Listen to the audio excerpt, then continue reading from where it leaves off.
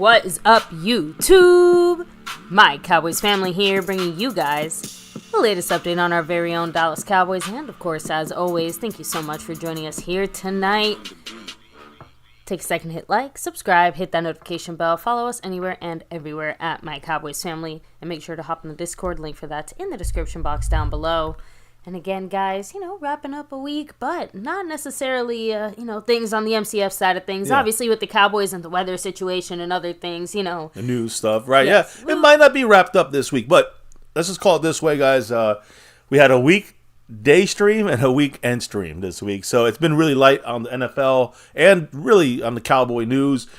But we got a little bit of something to wrap up for the weekend. And, of course, kicking off a new week tomorrow for the NFL. But for us here, it's going to be a continuation. We'll explain, since we only had 2 days this week here on MCF. Right. But let's get it going, baby, before we get into the news, info, and updates. And not just a Fan Friday, Sunday stream. Also a special Over Everything guest star here tonight. So we're going to talk about a lot of things here. So buckle up, type in the chat. Like the wife said, hit the like, subscribe to the channel, and hit that notification bell to all videos. And follow us on, X and Twitter, at MyCowboysFamily, etc., etc. All the info is in the description.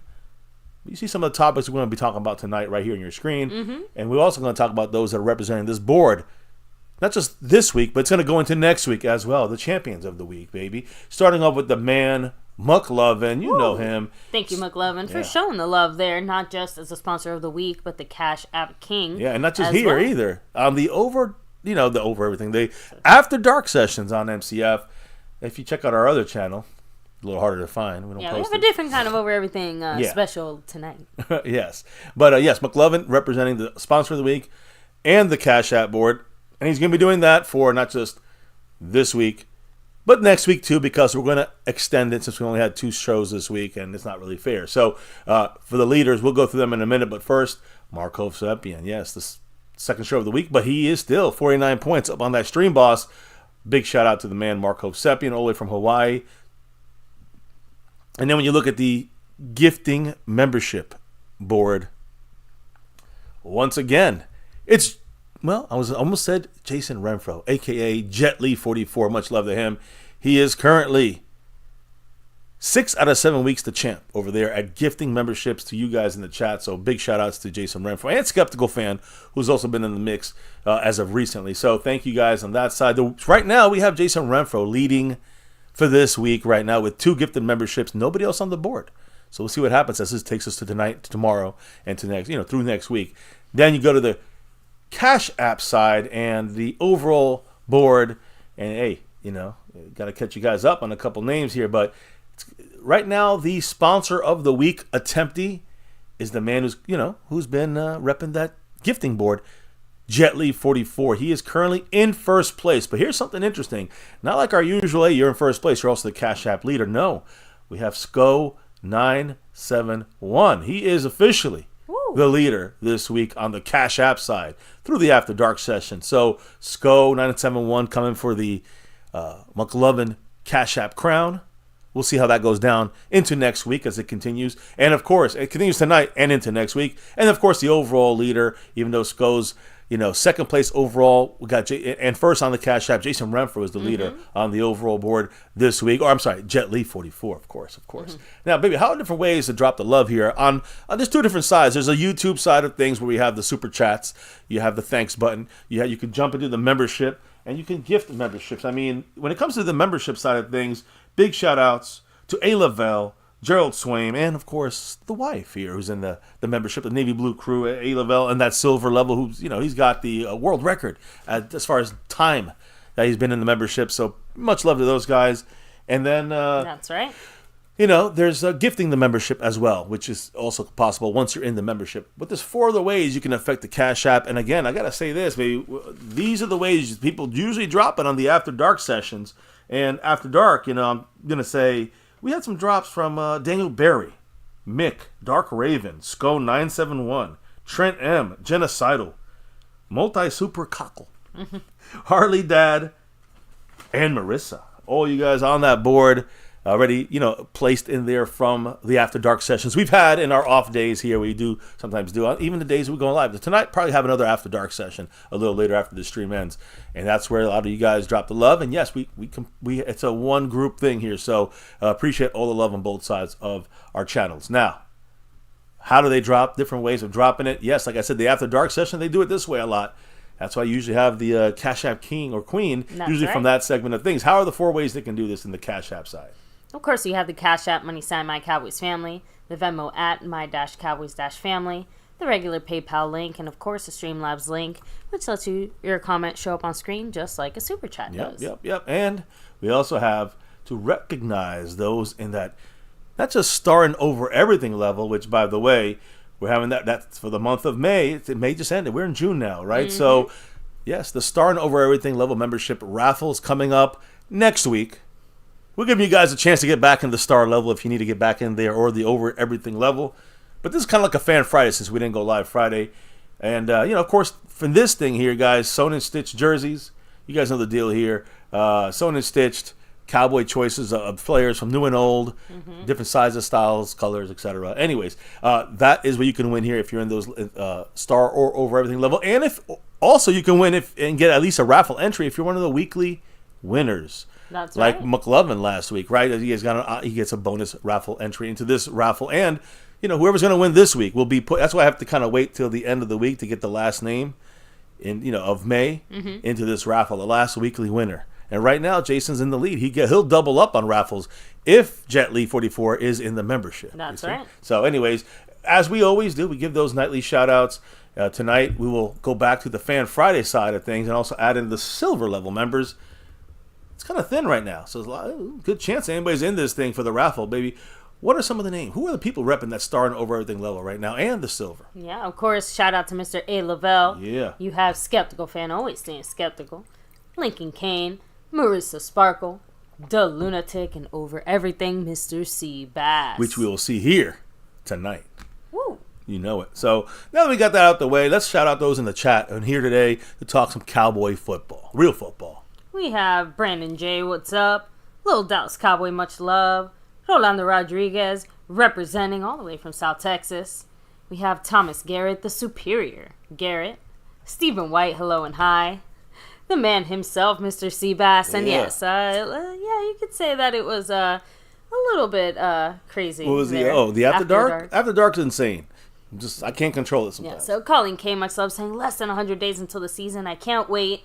Good to see y'all back again. Thanks for rolling through. Yeah, stopping by. We're in double digits now. We're in double digits till football season starts. Again, that's what the sense of football is almost in the air, right? With the grill and burgers.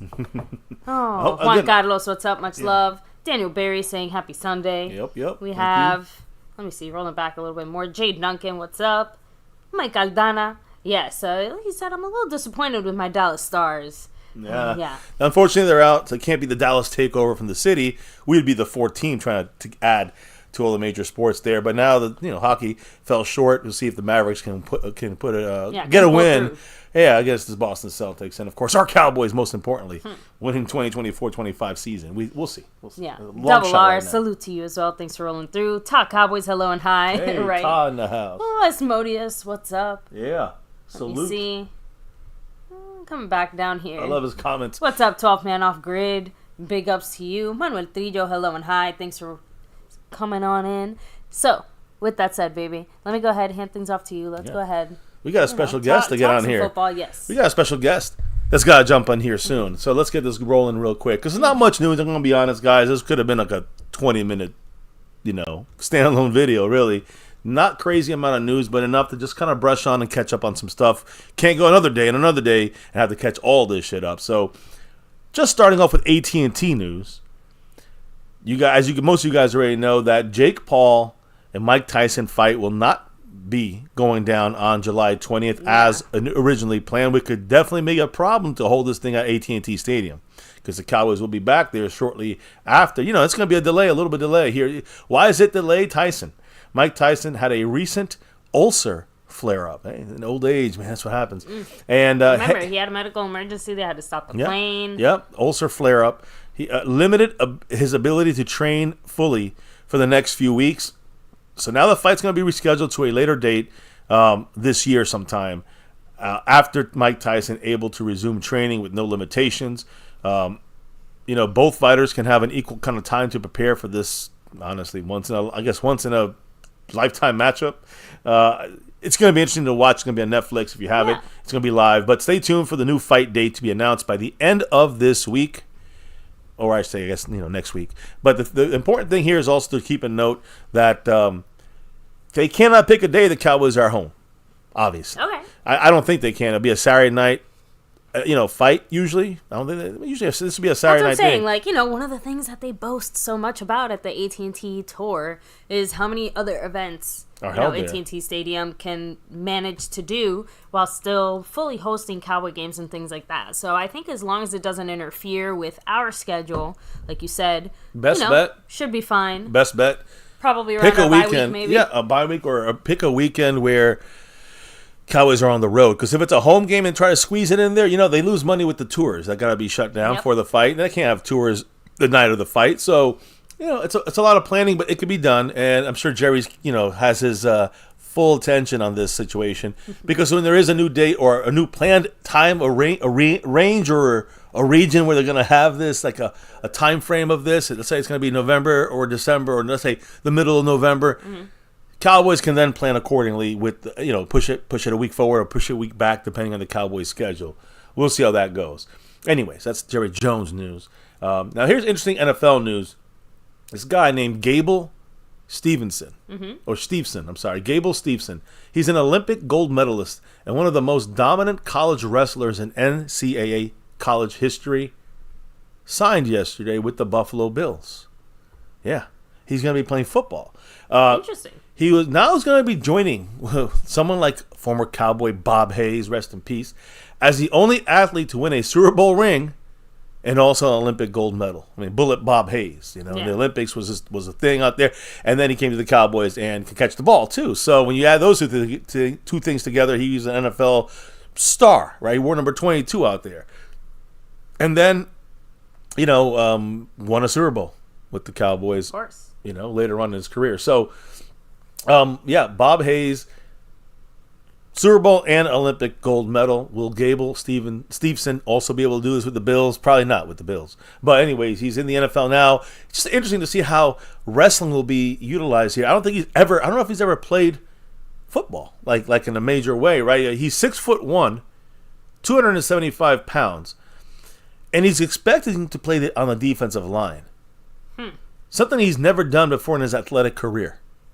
So, this is the first time he's ever put on cleats at the recent workout for the Bills. Jesus. So that's again, it's kind of reminds me of Isaac Alarcon situation, except Isaac Alarcon played football a little bit, you know what I mean? So, yeah, kind of strange, interesting to keep an eye on that. I guess for his sake, I hope he knows some football.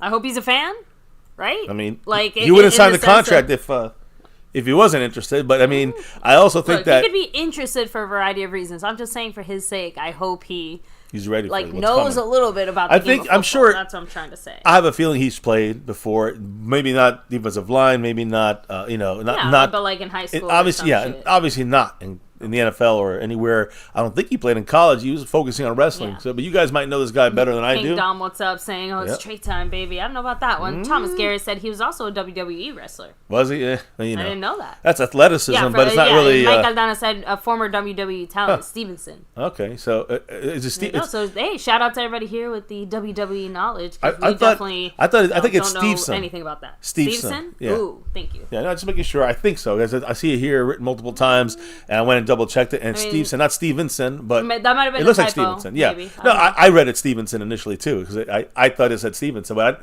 Stevenson. It said Steven. Yeah. No, okay. Well, Gable Stevenson. Okay. I'm sorry, Gable Stevenson. Shit. Okay. Anyways, in the back of his jersey, we'll see what is really written, and if he makes the Bills team, he's gonna try out. He's signed with them. Will he make the team? Sure. Don't know. We'll see what happens.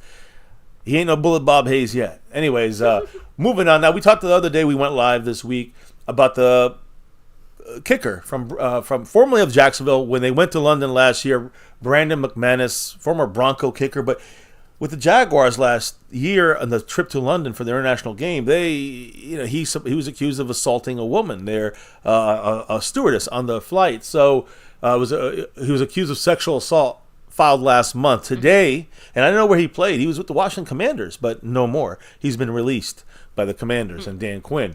Surprise. Yeah, Commanders continue their OTAs this week, upcoming week on Monday, and they're doing it without a kicker on their roster. No kicker on the roster there for them at this point of the season, which is still early. It's still early. I mean, shit, we didn't have a kicker last year either. You know what I'm saying? You don't. Oh, with a tight end? Yeah. I said I hope they have a tight end. No? Yes? Okay, forget it. No, I want to know the explanation. Break it down. Didn't we have what's his face kick a field goal for us at one time? Oh, not a tight end. Sorry. Yeah. He was a fullback. Oh, crap, who was he? Maybe. You talking about Heath? Yeah, Jeff Heath. Yeah, Sorry, safety. Thank you. Yeah, I'm like, what the hell are you talking about, woman? Oh, anyway, you're confusing me, baby. I know why. We can't take all these days off football anymore. I was getting it mixed up with one of our young tight ends right now. Sorry. Yeah, none of them are kicking footballs. Yeah. None of our tight ends are kicking football. Thank you for the yes, Jeff Heath. You have his jersey, remember? Although now he says another number. Yeah, remember I didn't buy it. That was that was a Cleveland Brown funny gift. Yes, Cleveland Brown special. Cleveland Yes. Brown, so let me keep it rolling here, guys. Chappelle Hannon, what's up, much love? Just Chappelle man in the house. Right. Oh, sorry. Back to you, baby. No. So let me just kind of finish up on. Remember there was in the offseason there was a free agent moves being made by the Falcons and the Eagles that are being challenged when it comes to tampering. Now, if you remember the Falcons, they had the Kirk Cousins situation. The Eagles had the Saquon Barkley situation. The NFL is investigating that, and according to the NFL right now, league sources, a resolution in this alleged free agent tampering case of the Falcons and Kirk Cousins with the Vikings and the Eagles with Saquon Barkley and the Giants likely to come this week. So we're going to find out not just the rescheduling of that fight this week sometime. Also, we're going to find out this week what's the fate of the Falcons and Eagles and this alleged tampering. If they are found, guilty of this stuff, they will lose draft picks, which is good. If fuck Philly. I say we can only hope. Try but to cheat at the same time, happens. and if that's the case, then at least now we know why they've been. Another reason why they've been so successful these last few years, I guess. I'm just saying. They haven't been caught? I'm just saying, they almost cheat better than us. Because whatever cheating Jerry Jones is doing, obviously is not working. Yeah, it was cutting the corners. But we know who does. We know there's other teams out there that have been caught cheating, and even if there's allegations like Deflategate, Belichick, and all the stuff that he's done with Brady, and other situations out there that we know teams have lost draft picks. I forgot what's the last team that did it. We talked about this when it happened. Team lost a draft pick or two for some kind of tampering like this last year or 2 years ago. If you guys remember, put it in the chat and let me know. Now, finishing the NFL news, something that's going to be important to the Dallas Cowboys in a way here is a little. Actually, let me put it this way. Let me start off with it's still NFL news. So, Lamar Jackson from the Ravens. All right, he has been missing OTA workouts. Oh, yeah, like CeeDee Lamb. we know why, right? These are voluntary. You don't have to be there. Not mandatory. Micah Parsons, right? And what are we hearing from some Cowboy fans and a lot of people about Micah Parsons? He's not a leader. How come he's not there? Wah. He's working too many. He's missing too many workouts, Micah Parsons. And I don't know how his contract is set up because we know Jerry Jones has de-escalators. So every single one of these contracts, if you don't show up for these voluntary things, there is certain money you can lose in your contract. Exactly. And you will lose. Of course, it's Micah. Compared to your contract, that could be. It depends what it is, right? Because Micah's on a rookie contract, so it's not going to be that much for Micah if he is losing money. CeeDee Lamb might be losing a little bit more money for this here if it's written in his contract. Although one of these like 5th-year option deals, these are not, these are like set things. They don't have Jerry Jones can't manipulate these contracts either. So there's probably no loss of money. There's no de-escalator in CeeDee Lamb's contract right now on the 5th-year option. There is no de-escalator right now for Micah Parsons, or if there is, it's in his rookie contract. It's usually set in stone. Also, if there is a de-escalator, it is probably something that is very minimal because it relates to a percentage of his contract, which is a rookie contract still. So, you guys got me on this? Gotcha. Lamar Jackson, with his contract, he lost his annual contract bonus of $750,000. Oh. You're talking about almost $1 million. I mean, that's a lot to a millionaire. You know what I'm saying? Like, $750,000 broke some contract he had, some deal on the contract he had there which maybe he missed a certain percentage of OTAs. Guessing he has a really good reason. Yeah, he does not receive that $750,000. Now, for the Cowboys, if you have that in your contract, it's the other way around. If you don't show up, you have to actually pay that back, which most players will never do. And they'll do it, but they never want to do that. They'd rather just go to the OTAs. Exactly. That's why Micah and CeeDee Lamb, they don't have to worry about that as much because their contracts are kind of set. Rookie contract set. 5th-year contract set. You cannot mess with those. So they're okay to set. They're not going to lose the money. They shouldn't be losing money. Lamar Jackson has a contract. And in that contract, if you don't show up, you don't get that extra $750,000, that percentage, which I'd show the fuck up. I don't know what he's doing. So anyways, my point here now as we continue with this, kind of going on the DAK, because again, I say leaders. I mean, DAK, Micah Parsons, CeeDee Lamb. Now, DAK is and has been. He's on his last contract year. Mm-hmm. But Dak Prescott, of course, has been on, at all OTAs. And, you can say that Micah's not a leader. You can say, nobody's really going at Lamar Jackson for missing this and saying he's not a leader.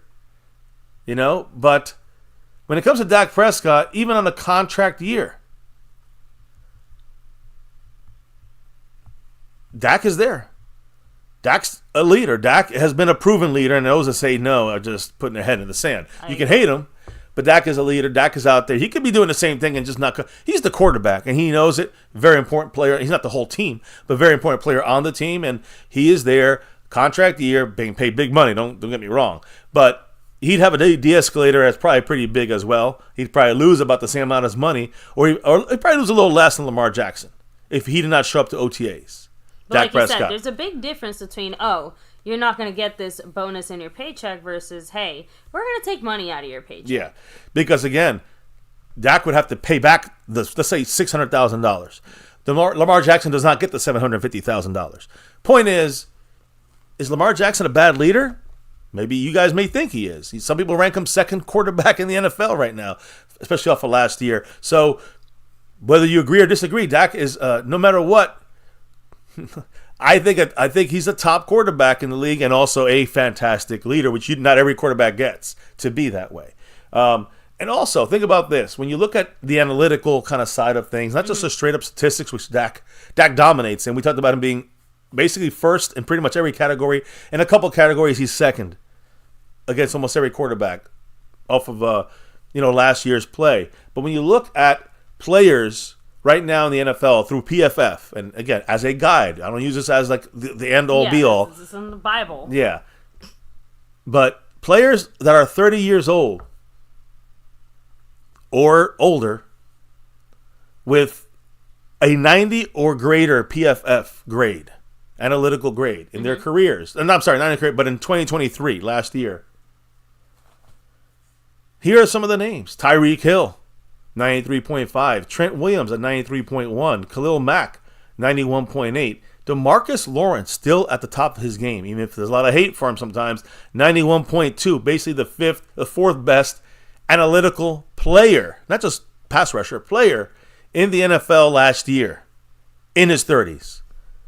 Impressive. Again. Aaron Donald, fifth on this list with 91.0. And there's only one other guy that hit 90 or more, and the guy is on your screen.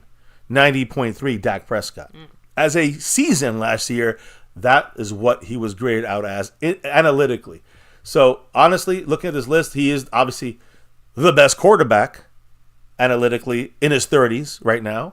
And as far as last year was concerned, let me put that clear, not his career. But just throwing it out there, it's pretty crazy that we're sitting here thinking like Dak sucks, some people thinking Dak sucks when obviously he does not suck. In fact, even some of the younger guys are giving him his props and that know him and are his peers. And C.J. Stroud, as we know, he had a lot of time with Micah Parsons this offseason. That's right. In Japan and in China. C.J. Stroud was interviewed by Gillian Wallow, all right? And he told him we have a short that's posted on our channel here. You can check it out and hear exactly what he said, but I'll tell you. C.J. Stroud said his top 5 quarterbacks in the NFL based off of 2023, not the careers. Yeah. Not the Aaron Rodgers didn't play, right? Aaron Rodgers should not be on this list. Exactly. Just their performance this past year. Right. And he said number 1, Patrick Mahomes. Number 2, Lamar Jackson. Number 3, he said myself, C.J. Stroud. Yeah. Fourth, he put Dak Prescott. And fifth, he put Jalen Hurts, which is a head scratcher for last year. No Joe Burrow, no Josh Allen, no Russell Wilson, none of these other guys out there. And he said, quote, Dak, because they were like, what? Are you kidding me? You put Dak fourth? He said, listen, Dak is tough, bro. He's one of the most accurate quarterbacks in the world. And again, they kept saying, like, it goes back to last year. Because they said, well, no Joe Burrow. He goes, He said last year, Burrow was hurt last year. So you can't really put him. He was on and off there, hurt. Obviously not as good of a season as Dak last year. So, and I'm not talking about statistically. I'm talking about overall. So C.J. Stroud continued by saying, quote, Dak that boy. Y'all aren't going to say that because he ain't won the big one yet. But Dak is that dude, bro. Dak's tough, bro. Dak is one of the most accurate quarterbacks in the world. I hope Eastside Harold's hearing this from his new love. It used to be Deshaun Watson for him. Now it's C.J. Stroud. And C.J. Stroud's like, Dak's a top 5 quarterback. He's feeling a little salty. He said, now you losers want to listen to C.J. Stroud. I don't want to or not. It's not about wanting to listen to him or not. I'm just telling you what he said. I'm not saying I agree or disagree. I'm saying C.J. Stroud spent time with Micah, knows Dak, and there's your answer. I mean, it's more about you, Eastside Harold. How do you feel about your quarterback giving big, high props to someone you said sucks? Still waiting, Eastside. We'll talk after dark. Anyways, continuing the Dak kind of commentary here, Jeremy Fowler from ESPN said that he was told behind the scenes the Cowboys don't want Dak Prescott to hit free agency in 2025. This was yesterday. It was said yesterday. He said, quote, the Cowboys are all in on re-signing Dak Prescott, but they just haven't shown it yet. They have a funny way of handling that then. And because, how is anyone supposed to know it if you don't show it? Are we just supposed to read wait it out? We're going to wait until the price tag goes up through the roof even higher possibly? And then blame Dak Prescott? Or we're going to blame the rightful people that should be blamed for letting this go? Even in his last contract, if you had signed him earlier, we would have gone for $28 or $32 million a year. That's why we're sitting here at 40 plus, this time around. And now we're looking at 50 plus, 55, maybe more. So, it's the management. It's the owners. It's Jerry Jones and Stephen Jones that are not... it's not about waiting for the leaves to fall. Let's CeeDee Lamb. I understand Justin Jefferson and probably CeeDee Lamb saying, I want to wait on this a little bit more. Right. But Dak Prescott, it could be done. The longer you wait for Dak. Thomas Garrett said it. Blame the damn clown show. That's who is at the... Listen, I'm sure Dak and his agent are like, let's get this. Normal fucking negotiations. The clown show don't even fucking care. They just keep it going and say, let's keep blaming Dak and some of the dumb fans will believe that shit. And enough do. For them to still make their money and sell their tickets and still make you think that Dak Prescott's the problem here. It's the fucking clown show. Case fucking closed. Stamp of approval by your boy MCF. Anyways, this is coming from people that are like 30 years in the business, analysts and reporters that have, information right from the top on this from the Cowboys. And this is what the Cowboys are saying. Basically, the Cowboys didn't show it, but we're all in on Dak. Is it to get the Dak haters to get more like confident that he's going to be gone, and then pull it away from them so that it could fall more on Dak? They could hate Dak more. Like, I don't know what the front office's fucking mindset is, but it doesn't seem like it's rational. Let me put it that way. And it hasn't been rational for a while. Let's be real. Now, hard to figure out what the plan is if they're saying they don't want to wait till 2025 if they haven't made any moves in 2024. Yeah. So, when I look at this, it's all these things. We talk about Dak being a leader, going to the OTAs, like some of these other quarterbacks like Lamar Jackson does not go to or hasn't gone this year. We talk about Dak, hearing from C.J. Stroud, accuracy. One of the most accurate quarterbacks in the world, tough, the whole thing, right? And then look at Trey Lance. Some of you guys love Trey. You can't wait to see Trey Lance just win a Super Bowl with the Cowboys, which is, talk about delusional. But the guy's currently still behind Cooper Rush. I don't think he's going to be there too long, but he is. Yes, this guy, Trey Lance, number 19 now, by the way. Trey Lance was interviewed, and we talked about this a little bit. He was interviewed and was talking about having Dak Prescott and Jimmy Garoppolo as mentors in his career so far. He said both these guys have been very giving of their time on and off the field whenever he had a question about something. So Jimmy Garoppolo, that's in his rookie years. Yeah. But with the Cowboys, it's been Dak Prescott, and that's who he said. Dak Prescott's the guy who has been. I mean, that's actually kind of cool to find out. Yeah, I mean, he's a guy that, is a. Some people. Here's the thing. The reason I'm saying this: a lot of people think that like Trey Lance is getting the cold shoulder from Dak Prescott. Like this is Dak's competition. Dak has been helpful. Per Trey Lance himself, helpful that's on and off the field. Of guy that Dak is, and here's Jimmy Garoppolo kind of backing it up with some previous history of like, yeah, Dak was great with me. No. That's he has nothing to do with that. Jimmy Garoppolo is with Trey Lance in San Francisco. You follow me, baby? I think you got lost there again. Sorry, I just mixed up their names. That's all. We definitely have to do more streams in a week, but. Trey Lance was with Jimmy Garoppolo as a rookie. And then he said how much he mentored him when he had questions. And he came to Dallas still as a, young, obviously very young player. And Dak Prescott helping him on and off the field, mentoring him.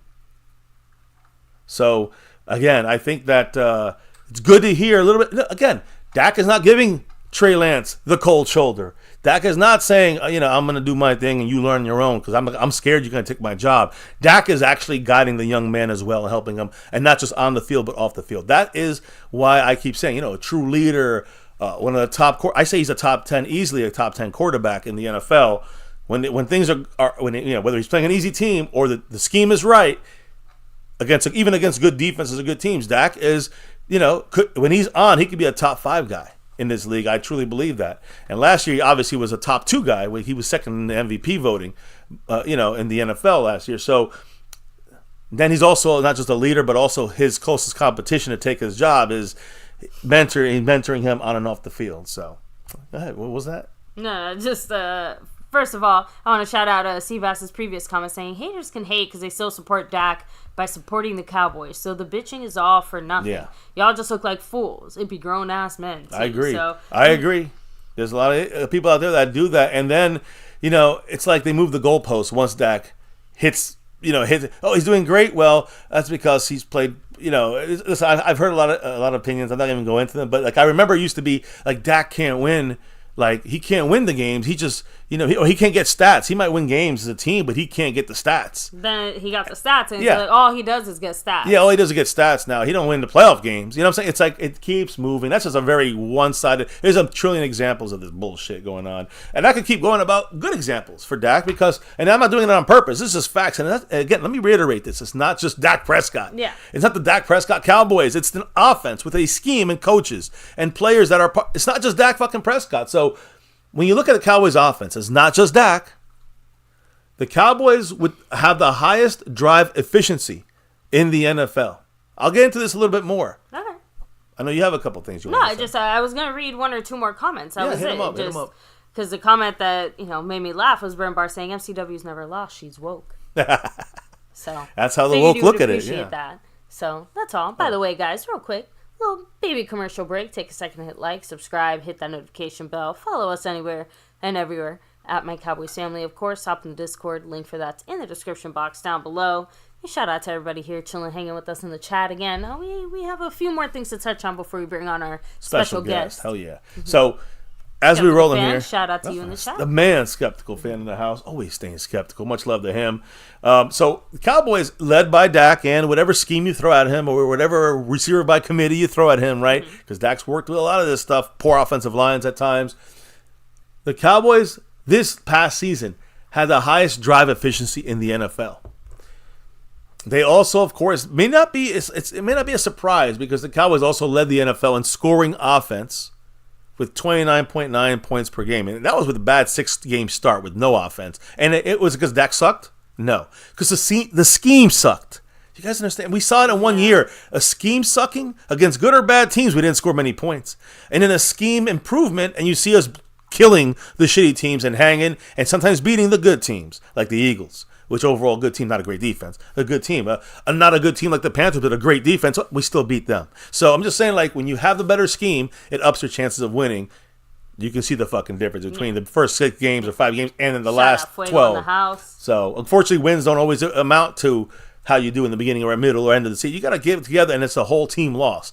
In the playoffs, defense, Dak, everybody. So, but I want to reiterate the fact that when it comes to drive efficiency, what does that mean? I mean, it's a number of drives that the teams have had last year that ended in a punt or an interception or fumble, a turnover. So either they turned the ball over or had to punt. If that drive stopped, how many drives like that ended like that for the Cowboys last year? We were number one, the best, 68 times. Sounds like a lot, but the Niners were next with 75 drives that were stopped with a turnover, a punt.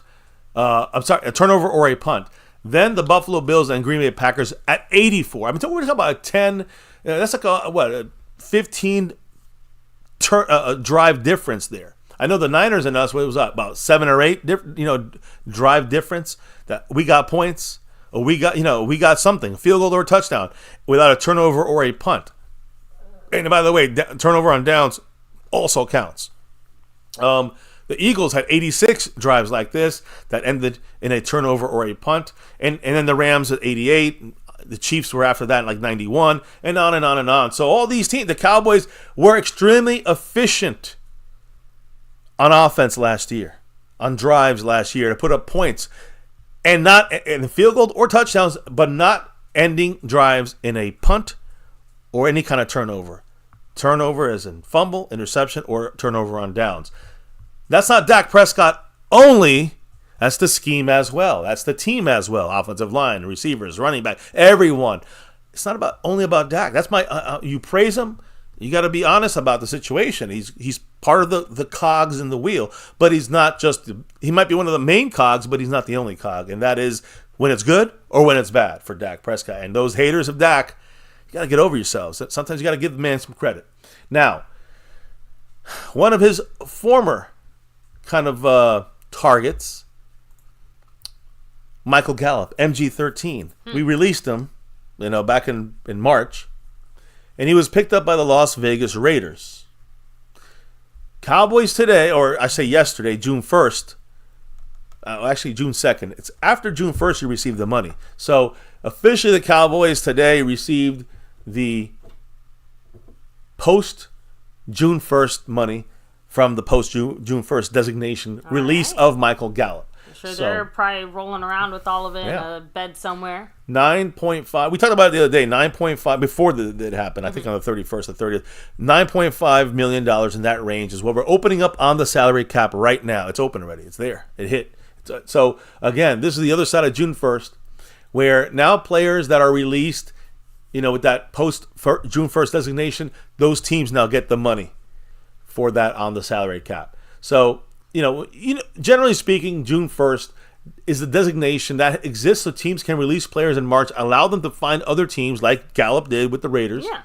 And, while that happens, the Cowboys also have a way to deal with that leftover money and how they want to move it around and open up that money. If you just let them go, you got to kind of take it the way it is. This way, the Cowboys can say, okay, we can take it all back this year, or take half and half this year back, half next year, the other half, however they want to do it, right? So, it would be the worst kind of situation if teams had to actually wait, to release the player on June 1st, because then these players would be getting the lowest money in the league, like some guys like Michael Gallup and others. Yeah, it's almost like there won't be money available. Like forced impoverishment. Yeah, I don't know. So obviously they're released in March, but the money comes back to the Cowboys on June 1st, and it gives us the option of how do we throw around that money, right? So I see it almost like a weird kind of a rebate.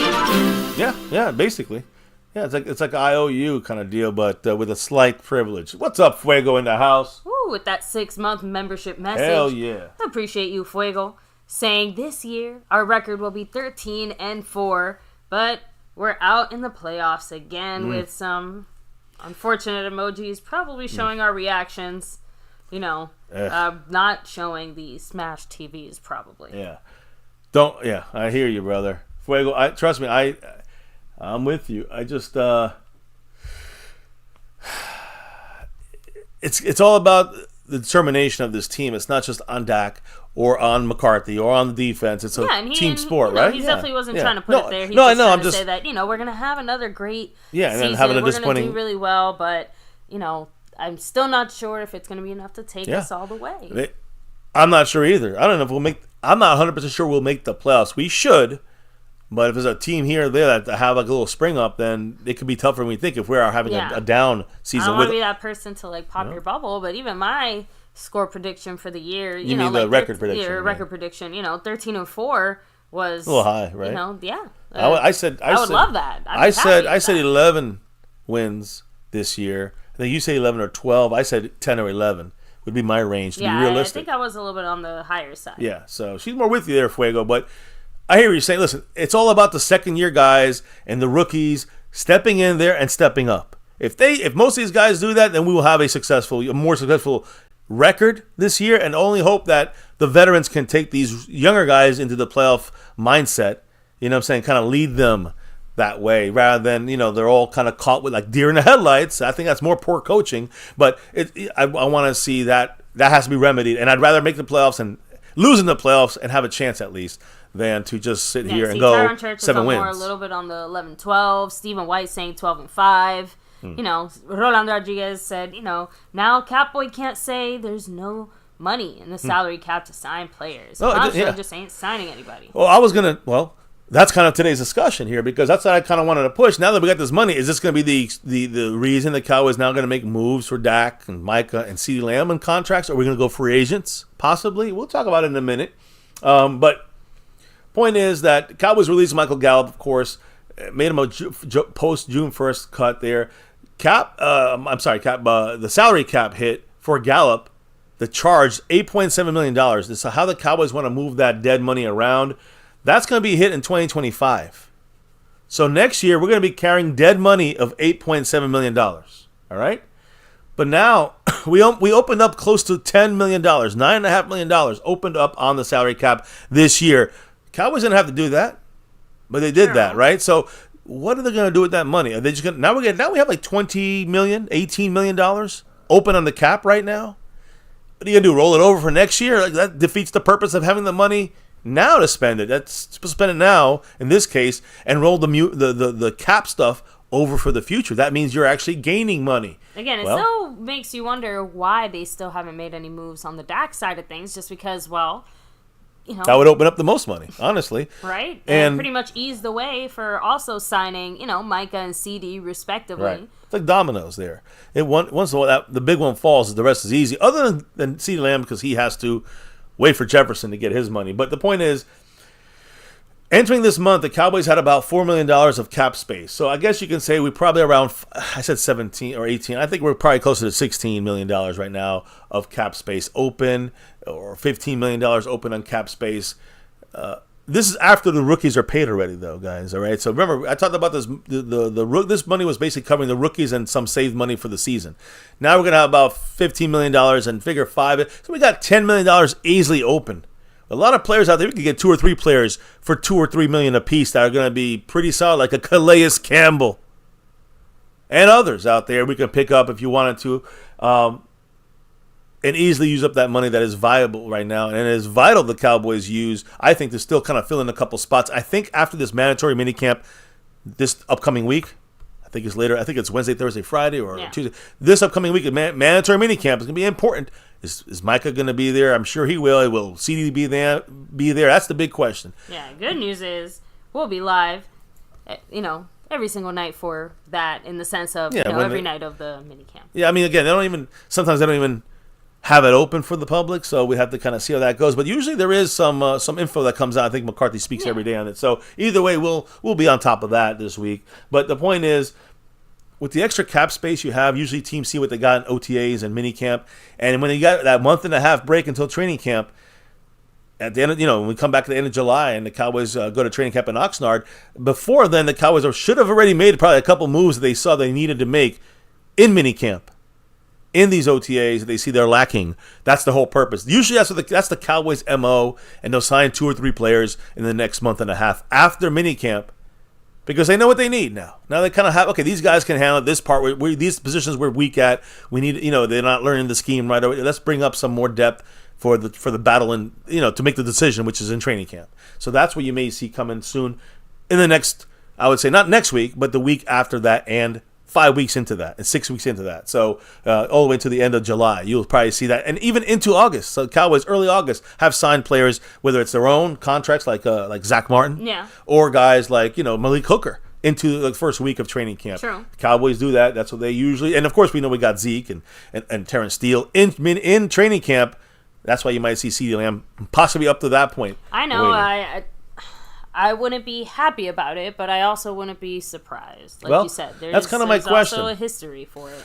And that's my question, though. Like, the Cowboys with this new money, is there an excuse now for the Cowboys? This opens no excuses for the Cowboys to say, we can't sign CeeDee Lamb. Now, they haven't said that. It's been more about watching the leaves fall, which means we got to wait for Justin Jefferson to get the deal. And then we'll see where CeeDee will go at. Will it go a little over, a little under? I'm hearing a little under. But, it's going to be $34 million for CeeDee Lamb. We kind of know this already. If the Joneses just wanted to make the move now and get him in camp, they could probably pay him about that range now and just get it over with. Exactly. And he'll take it. But the Cowboys are waiting to see also what Jefferson's going to get. So I don't think this money is for CeeDee Lamb. It doesn't make any sense. Yeah, Tyron Church said it. Dak's deal has to be done first. We've been saying it for a while now, too. But it just makes the most sense to figure Dak out first. If we're saying that, though, if we're saying it makes the most sense, what do you think the Joneses will do? The Joneses will not make it first. The Joneses will make it and fuck it up as they always do. We know that they do already with this shit, and it's going to, unfortunately, probably happen again. So, did we need to have this June 1st money to get the Dak Prescott deal? The answer is fuck no. In fact, there have been 4 more quarterbacks signed since then, and maybe upping Dak's contract. Why would you play with fire? So that's stupid. Now, we know that if the Cowboys can't really get CeeDee Lamb signed because of the waiting for Justin Jefferson, all right, that's a whole different situation. Micah Parsons, and we can make a deal right now and just see what the situation. No talking, no nothing there. So I don't think this money that's opened up is for CeeDee Lamb, Dak Prescott, Micah Parsons, or any of these deals. The Cowboys might say that to our faces if the deal gets done in the next week or two. I don't believe it has. I mean, if you look at the accounting part of things, there's absolutely no fucking sense for that. Force. No, there is. That's maybe the Joneses wanted to wait till now to use that as an excuse. That might be their driving force. But in the reality of common sense, it makes no sense at all for the Cowboys to take this money and then say, now we're going to save more money with Dak. So with that why said, do we save money and then save money with Dak or CeeDee or Micah? We would save money this year if we had their deals done. Okay. So it makes no sense, All right. So, no, that's all. So when I look at this, I look at possibly more of a free agent move. Like I've been saying, I think it's going to happen low key, low level, no big name, no huge. I don't think Calais Campbell signed in Dallas. But again, if the right price comes, the right situation, maybe Calais Campbell will take the Jones, bottom of the barrel deal. And maybe he'll do that 1-year deal kind of thing. I don't know. But I do know that there's some running backs that you get for a good deal. And that's always spruces up the Joneses, especially Stevens' eyes. So when I look at running backs, and again, you can say we need a running back. We got Zeke. We have our thoughts on him. And we have not really much depth, let's be honest, right? I mean, I like our guys, but we need something more, right? So there's possibilities still out there at running back for inexpensive numbers. For example, right now, the former Viking, Jet, and Raven, Dalvin Cook, still available. Chiefs, Jerick McKinnon, still available. These are all former Browns. Kareem Hunt, running back, still available. Former Bills, Latavius Murray, still out there. And the Rams, former running back Cam Akers, which I've heard the Cowboys mention in a couple of times. These guys, these are like your top running backs that are available out there and free agency. And these would be cheap guys. It would be $2 million at most, probably, in that range, in that Zeke range, right? So, Cowboys could definitely, if they really wanted to go running back, if they feel like there's some weakness there, there's a lot of options at running back. Even a trade possibility. We have a lot of 5th rounders next year. We got like 4 5th rounders.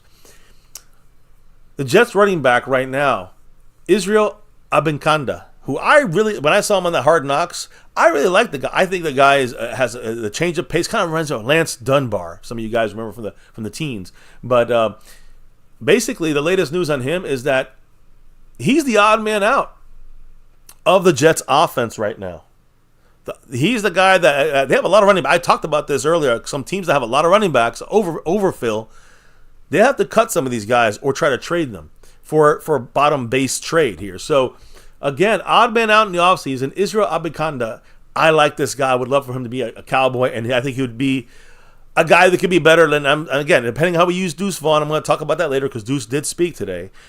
But I think he'd be a better running back in the backfield than Deuce Vaughn in the NFL. And unfortunately, he did have some injuries, but he also did not run with Aaron Rodgers or any of the quarterbacks there with the first team at any point of Friday's practice or the second team at any point in this past Friday's practice. He only got reps with quarterback Andrew Peasley, who's basically a practice squad / released player. When he's going to be that. So he's the odd man out. Should the Cowboys make a trade for a 7th round pick, give it away, and get Israel Abikanda?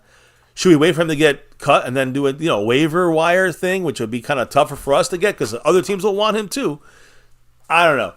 He's an option, but we also got Dalvin Cook, McKinnon, Hunt, Murray, and Akers out there as well. We can just get them now for relatively inexpensive prices. The running backs overall, other than the top 2 or 3, they're going to be cheap. They're going to be a lot less than other players. Their price value, the price tag's basically gone down on running backs. So these are the cheaper guys, even though they sound like bigger names. That should be sweet music for the Joneses if there's a need for a running back. Again, I'm saying this again. I'm not there with the team. If there's a need for a running back, I think it is there's a lot of viable options with the new salary cap money we opened up here on that June 1st stuff. Now, there's also another position that I'm going to kind of take a look at here because I think we're overlooking this, and there's a lot of good players at this spot as well. And I think this would be where I would go as well in free agency, and it's simply cornerback.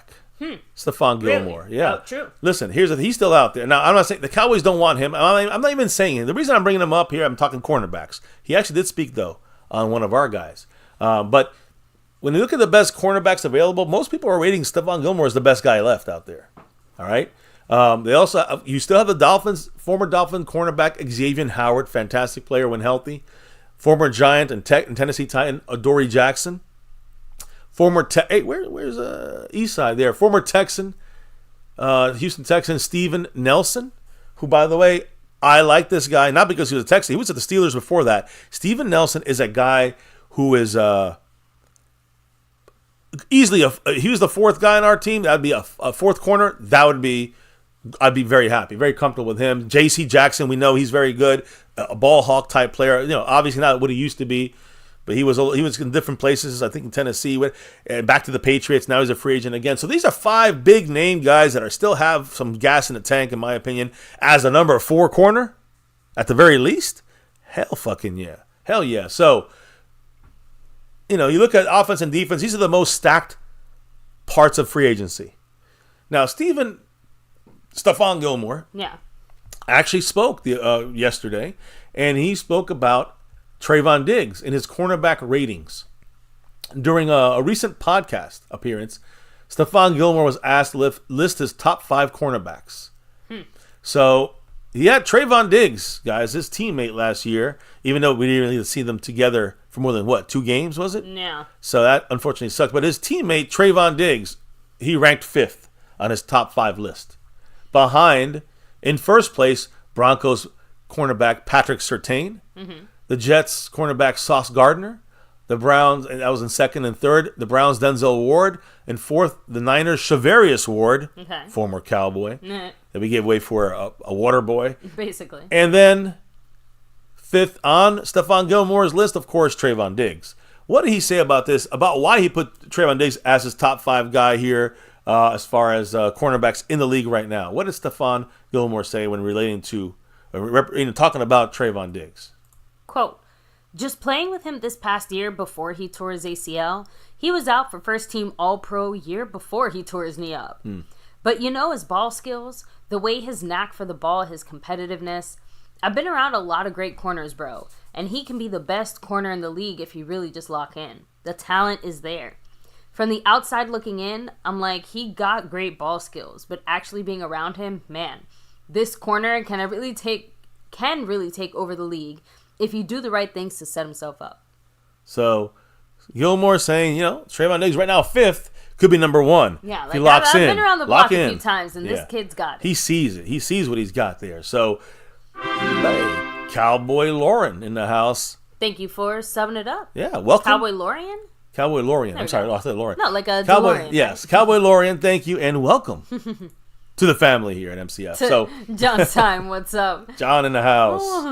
Cracking me up. So, just a little side note there on the Gilmore. Not side note, but just a little his thoughts. Trayvon Diggs got it, and like I said, there's a lot of corners out there we can get for relatively inexpensive. I would say we got $10 million plus right now, $15 million, but let's say 10 because we keep 5 for the season. We just keep 5 in case of any free agent moves or trades, and so you got easily $10 million plus to play with here. I'm not saying Gilmore's the guy. I'm just saying at cornerback, you got a lot of options there at cornerback right now, even at this point of the offseason. Yeah. So that's one other side of things. Let's get to our team, baby. I know they spoke today, or over the last couple of days, we had a media day, and a lot of players spoke. And so there's a couple little quotes coming out from from some of these guys. And we're going to start off with, it's all offense and special teams. No defensive quotes today. So we're kind of going to go. We kind of finished the defense there with Stephon Gilmore and Trayvon Diggs. And of course, after we do these quotes,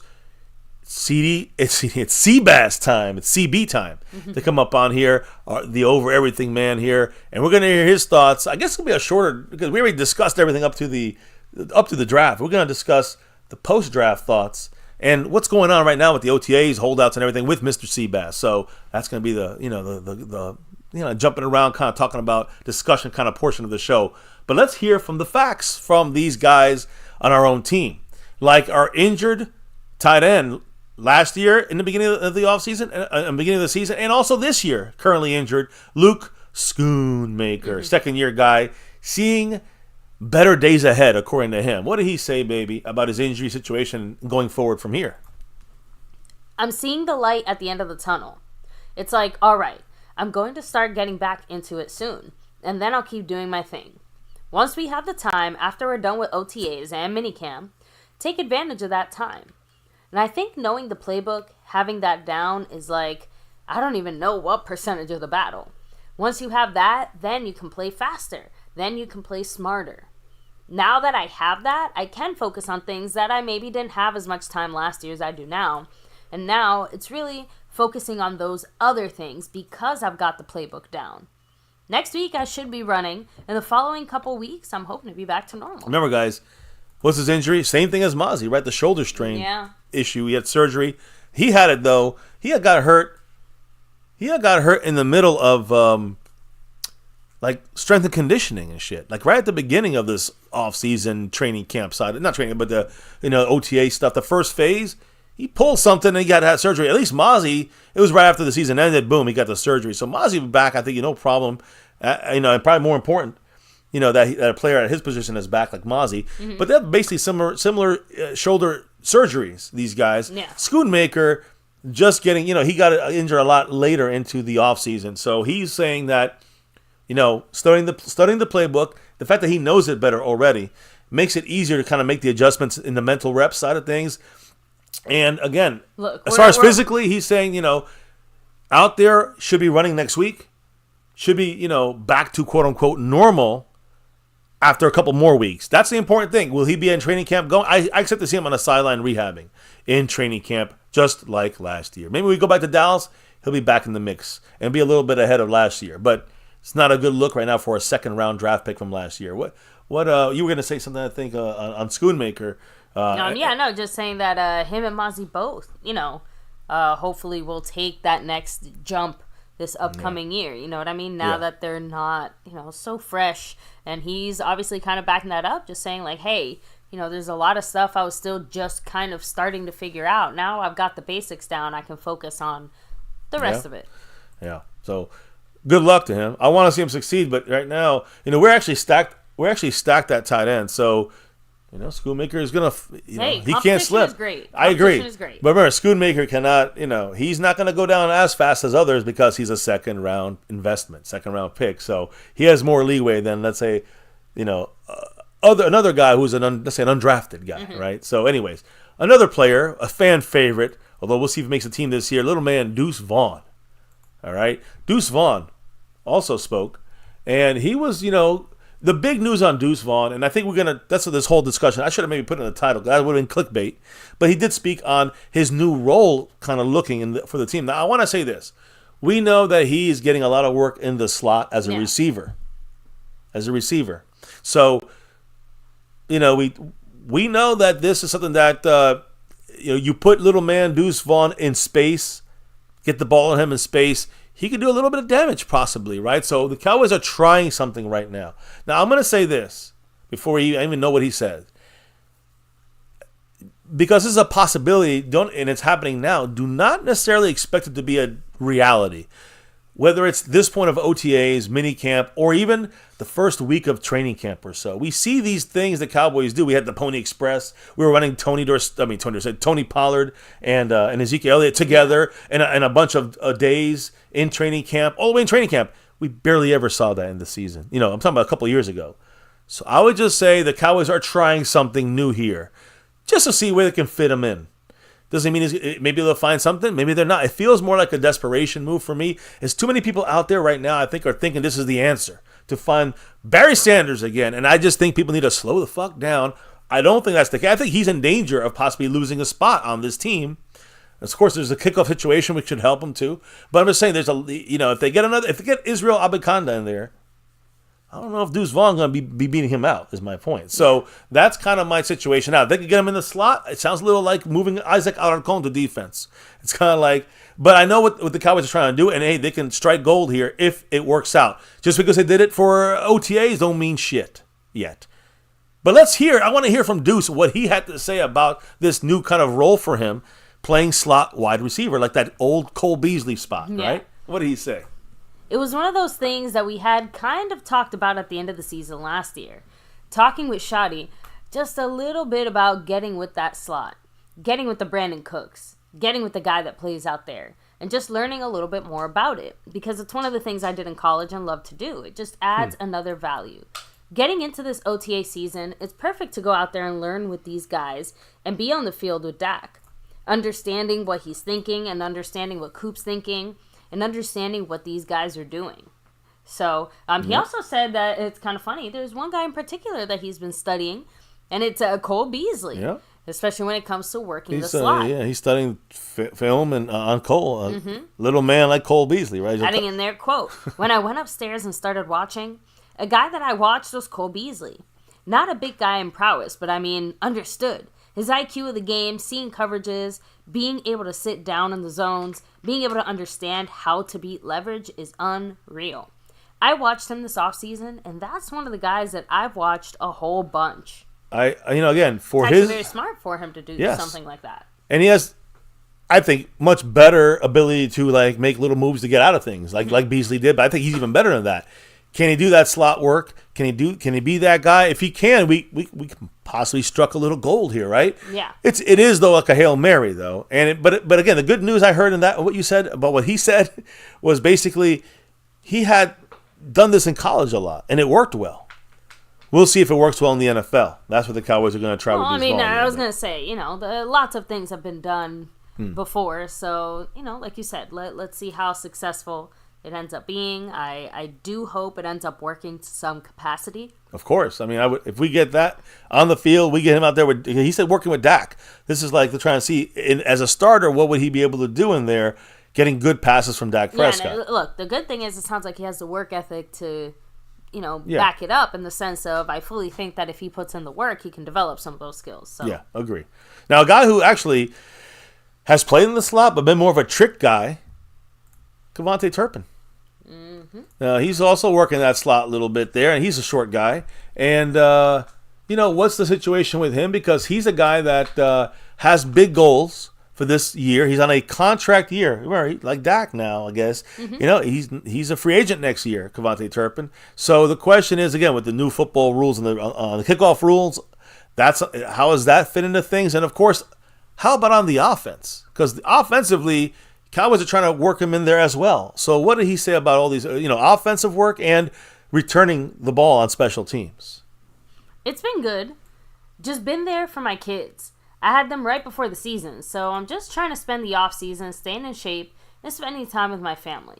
Seeing them grow up, growing teeth in their mouth, it's a blessing just to be there. And that's all because, finally having an off season. Last year, 2 years ago, he didn't have an off season, right? He was busy this year. He had the time off. This is what he was doing, which is a great thing to see. He had some trouble in the past, but luckily it looks like he's past that. Adding in there, going into year 2 of this offense, my year 3, Now it just feels like confidence. I go out there and play fast in everything. They can put me in any position and I'll just go in and play fast. I'm just glad I was able to do OTAs last year and this year. It helped me a lot to be the player that I am. I love to hear that. We're putting in so much work. This is on special teams now. Yeah, right? of course. Because he adds in there, Bones, just the guy that he is, a smart guy, he dedicates himself to loving it. He's doing things that you wouldn't even expect on special teams. It's good having him on our side and having him to learn the new rule.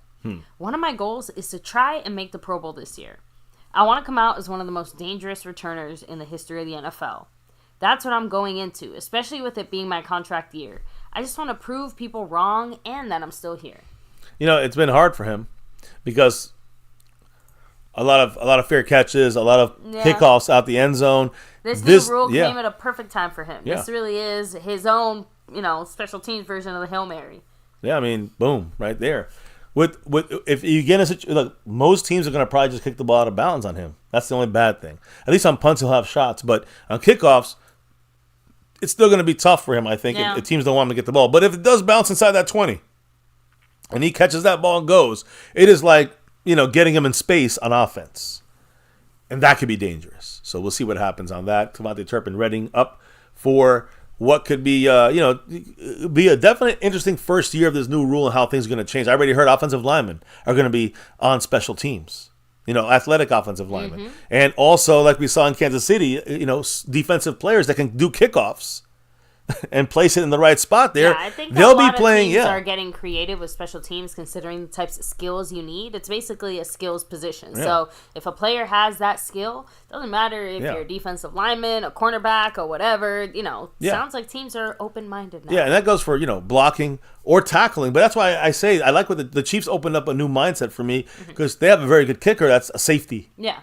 And then Harrison Butker, who's just the kicker. Yeah. So when you have to have Harrison Butker kicking off and then making a tackle as one of the 11 guys, he's a defensive player now. It's almost more important to have a defensive player there than a kicker. Is my point. You want a defensive player that can kick more than you want a kicker that can play defense. Yeah, that can try to play defense, and usually they can't. So Brandon Aubrey should not be doing kickoffs. Possibly, how are Aubrey's tackling? Well, I'm saying, but remember, for example, when we had not good. He's the wind will blow him over. My little joke. Remember Tyler Biadasz kicking field goals? Oh yeah. I'm just making a point. Now, let's say he was a defensive player. He could be a guy that could do kickoffs if he knew how to put the ball inside the 20. Bouncing it around, and then he could also be a defensive player. That's an example. True. An example of what the Cowboys, we had Heath. That's a great example, right? Yeah. The Chiefs are using a safety, Reed, over there. So if we had Heath, he'd actually be our specialist and a defensive, fifth string safety. He would be our kickoff specialist. Yeah. He'd kick the ball off and then be a defensive player. At least he can tackle better than Aubrey. So this is how it all changes. This is kind of interesting, and I don't know. We'll see how it goes. It's going to hopefully help Devontae Turpin be part of, being more available there. Seabass said, I feel a wasted pick as far as Schoonmaker. I hope I'm wrong, but that's just where I'm at with him. I'll see after this year. I tried to give Jalen Tolbert a chance, and he looked better last year, so we're still on the high on him. But Schoonmaker, he's got to have that same Tolbert season, or else he's going down, baby, your street in the rain. Okay, anyways, go ahead. So, sorry, John Simon said, Jerry talks about having enough pie to go around, but he ain't sharing any of it. Nope. Motherfucker's even hoarding the ice cream. Shit. And then he's like, damn, now I want pie and ice cream. Damn it. I was thinking that too. Damn I it. feel that because that's basically how dinner ended up happening. I'm just saying, I got some pie up there. After dark, I'm going to have to eat some pie. And ice cream. Anyways, now you got me on that kick. Anyways, much love, John Simon, in the house, and the Navy Blue crew. Appreciate all of you. Seabass and the Over Everything, Fuego and the Navy Blue. Hey, you guys, you can drop those emojis. Wait till we get into the training camp and the regular season, preseason even. You'll be seeing those emojis flourish with a lot of anti whoever our opponent is that week. You want to be in any of those levels. And again, appreciate everybody who is participating right now, even in the off-season times here, even with our a lot less streams per week. It's because you can blame the Cowboys in the front office for that. I'm not going to sit here and feed you bullshit on stuff that ain't even, real. I see people putting out stuff about, we might make a trade for this guy. We might be able to pick up this guy. I'm like, what are you guys smoking? And how do the Cowboy fans believe this shit? Cowboys ain't doing any of this stuff when we already know that here at MCF. But I guess sometimes people just like clickbait. You just can't help it. Or not even clickbait. Just they want to be drawn in. And I don't want to do that. I don't want to fool the fan base. This is the reality of the situation. It wouldn't be as exciting to title it, let's have a discussion on what would it be like if the Cowboys made this move. Yeah. That's just not as exciting as... Well, it's exciting to some people. There's a lot of people that like to talk about that and believe that is a rational possibility. We know, not because it's just the Joneses. We just know it's not going to... The Cowboys are not interested, at least not right now, at these claims out there that are floating around, and I don't even go into them. Why give them credence? We just don't do that. We do the reverse clickbait. We're reality bait. We're about reality. So, anyways, the last guy that spoke before we bring in the main man for tonight, Seabass, is Brock Hoffman.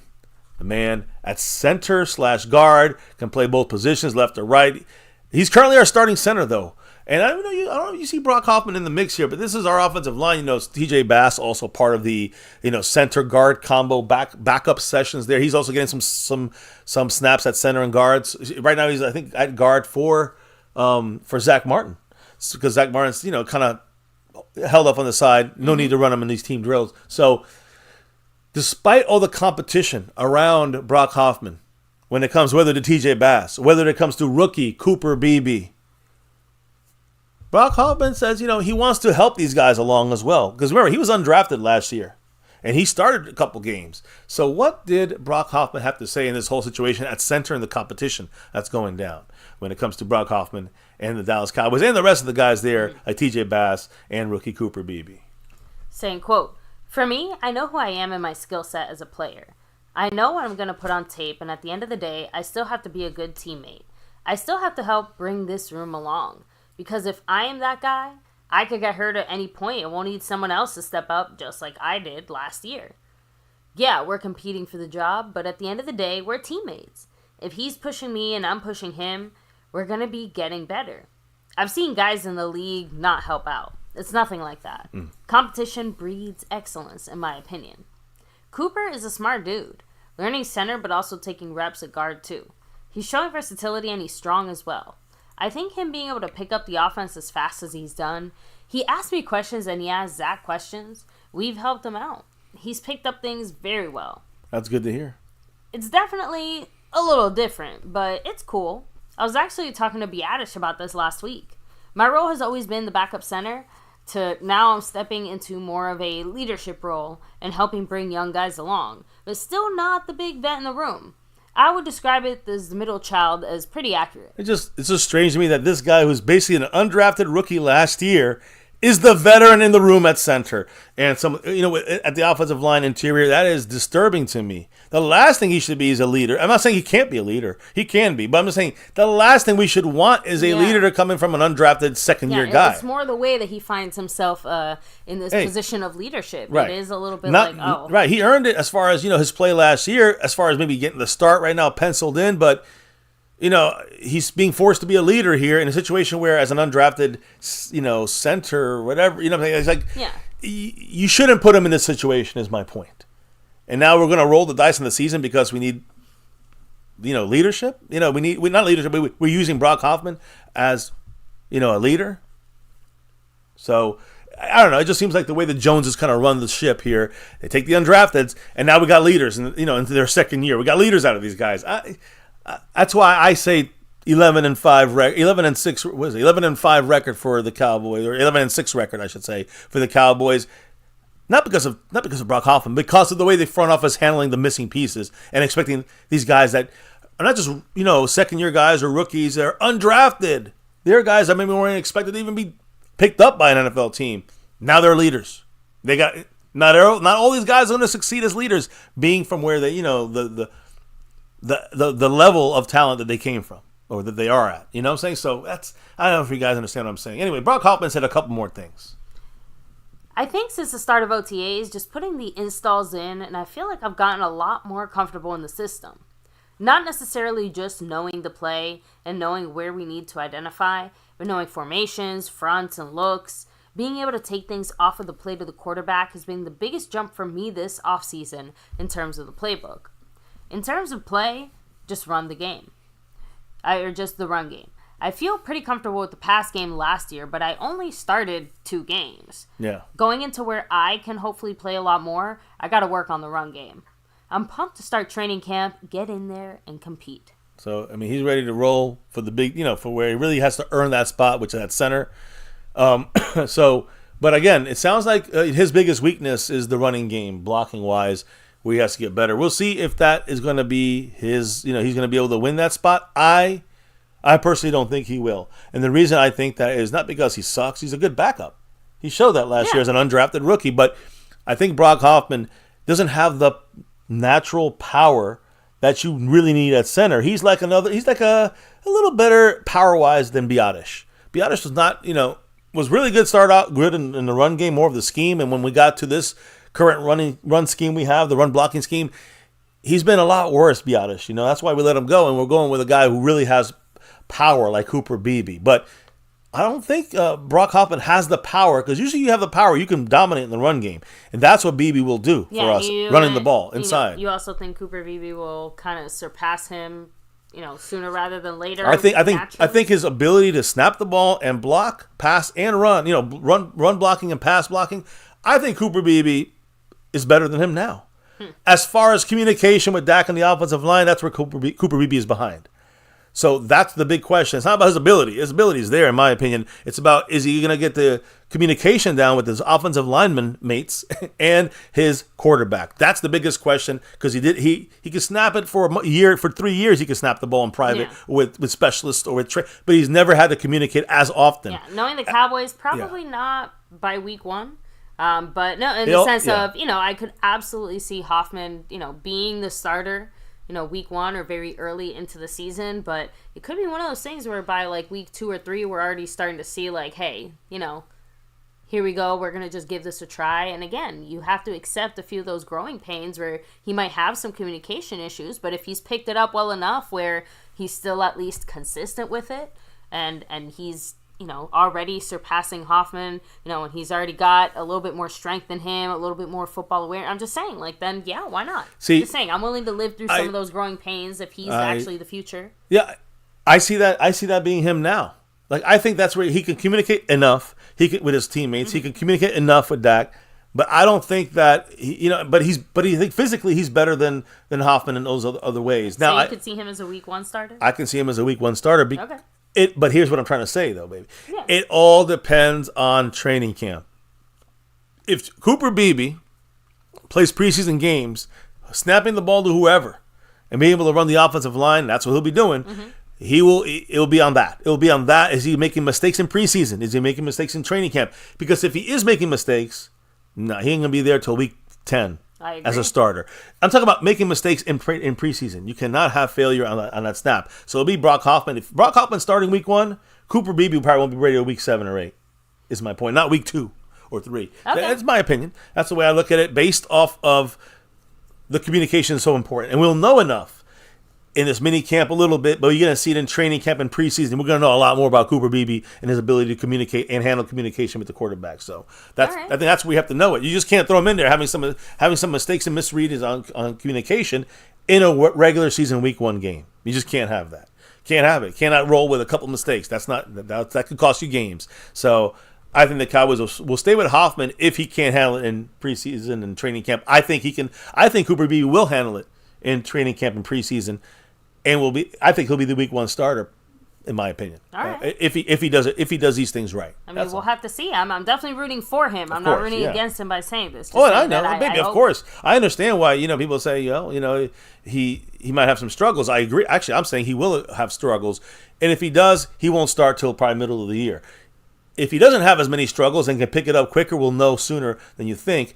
And I think that comes after preseason and training camp, and we'll know if Cooper Beebe's a starter or not by probably the time they go back to Dallas from Oxnard during the end of training camp. Very there. true. So that's just my 2 cents there. Now, we've kind of talked ourselves out. We had a couple days of news to catch up on, all done there. But we have one last segment here with our special guest, Seabass, who's going to be calling in here in a couple of minutes.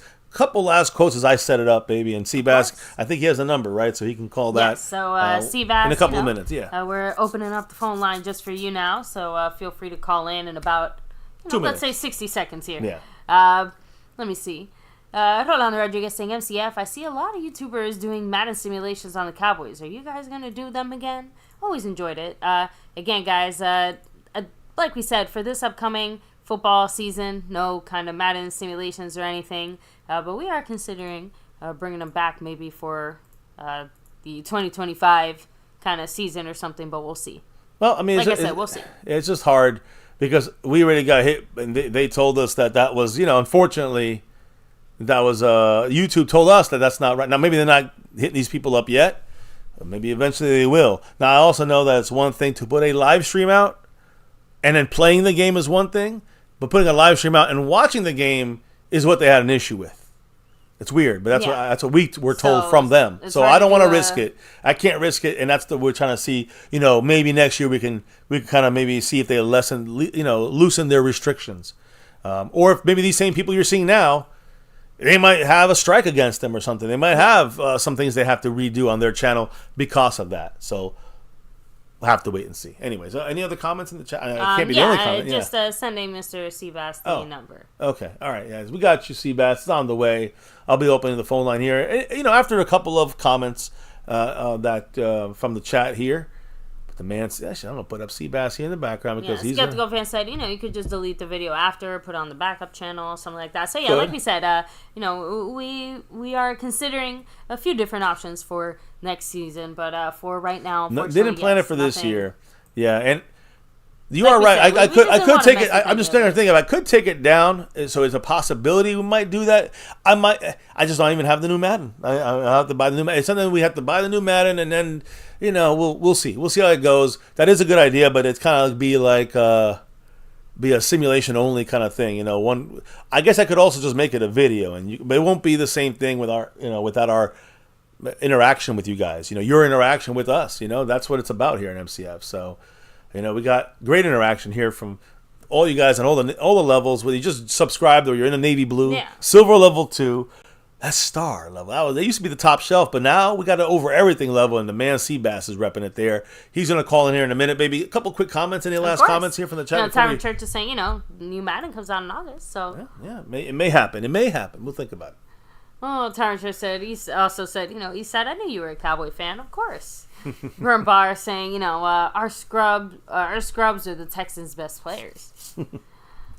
Rolling back a little bit more there. John Simon said, I hope Terp has a huge year. So, absolutely. And honestly, I know Turpin is also kind of I don't want to say a DAK favorite, but DAK has always had a bit of a soft spot almost for him. And we know they've spent time together during pretty much every offseason. I don't know if they've specifically spent any time together this offseason, but honestly, we haven't seen Dak with too many players considering, he's had his family, baby situation, the few player situations we've seen him in have all been more casual, only like one or two little football situations. So, I'm just saying it's a different type of even offseason on the Dak side of things because we usually do see a lot more of, hey, Dak's working out with this player, Dak's doing this with this player. He's more family time Dak right now. Exactly. So, by the way, when you made your little pot pie cream, the pie and ice cream, whatever it was, Skeptical fan said, what kind of pie? Steve, John Simon is the one that said pot pie. Maybe for the After Dark session. By the way, big shout out to the man staying skeptical. Skeptical fan. He dropped a $2 holler. First drop of the night, by the way. Much love there. $2. He said, go Cowboys. Always go Cowboys. Always. Appreciate you. Much love. Yes, appreciate it, brother. And again, whether there's 2 or 202, we appreciate all you guys here watching with us, chilling, hitting that like, subscribing, the notification bell. Remember, tonight's not the end of the week. This thing continues. And by the way, but Skeptical fan jumped into from 8th to 7th, jumping a spot up on the board. And hey, this is going to go into next week, so it's still anyone's boards, so to speak. Now, are we caught up there, baby, with the comments in the chat? Yeah. Open this up here. So just, I guess, give one last thought, and then I'm going to open up the phone line here. Again, let me go ahead and read the chat. Tyrant Church said, don't leave the cream on. Hey, you can't have a cream... ice cream pie. Well, I stopped myself. Myself. They got you. I stopped myself.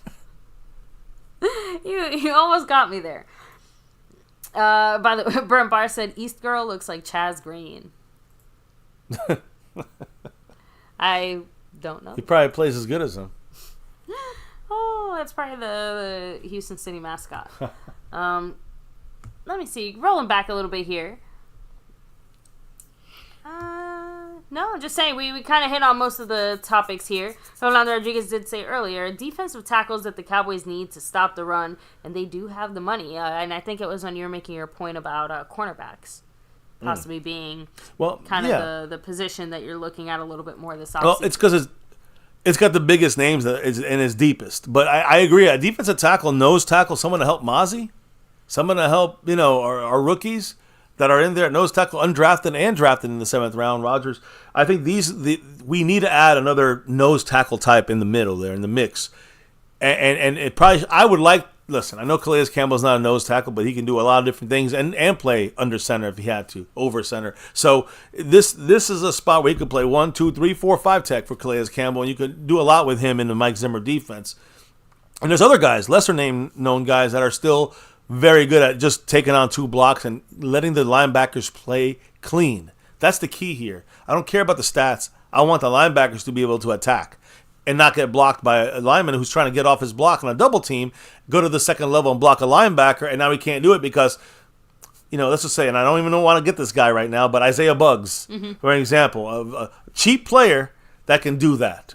And then you'll get Overshown and Kendricks and Clark making the tackle with ease comparatively in the past where these guys get off that first, get off the Dontari Poe, you push them back 5 yards, and you're already in the second level, and they're blocking our linebacker too. And now he's got an 8-yard run or a 9-yard run, and he breaks it and it goes 25 yards. Exactly. That's the issue there. We cannot have that. So Mozzie, can he hold it down?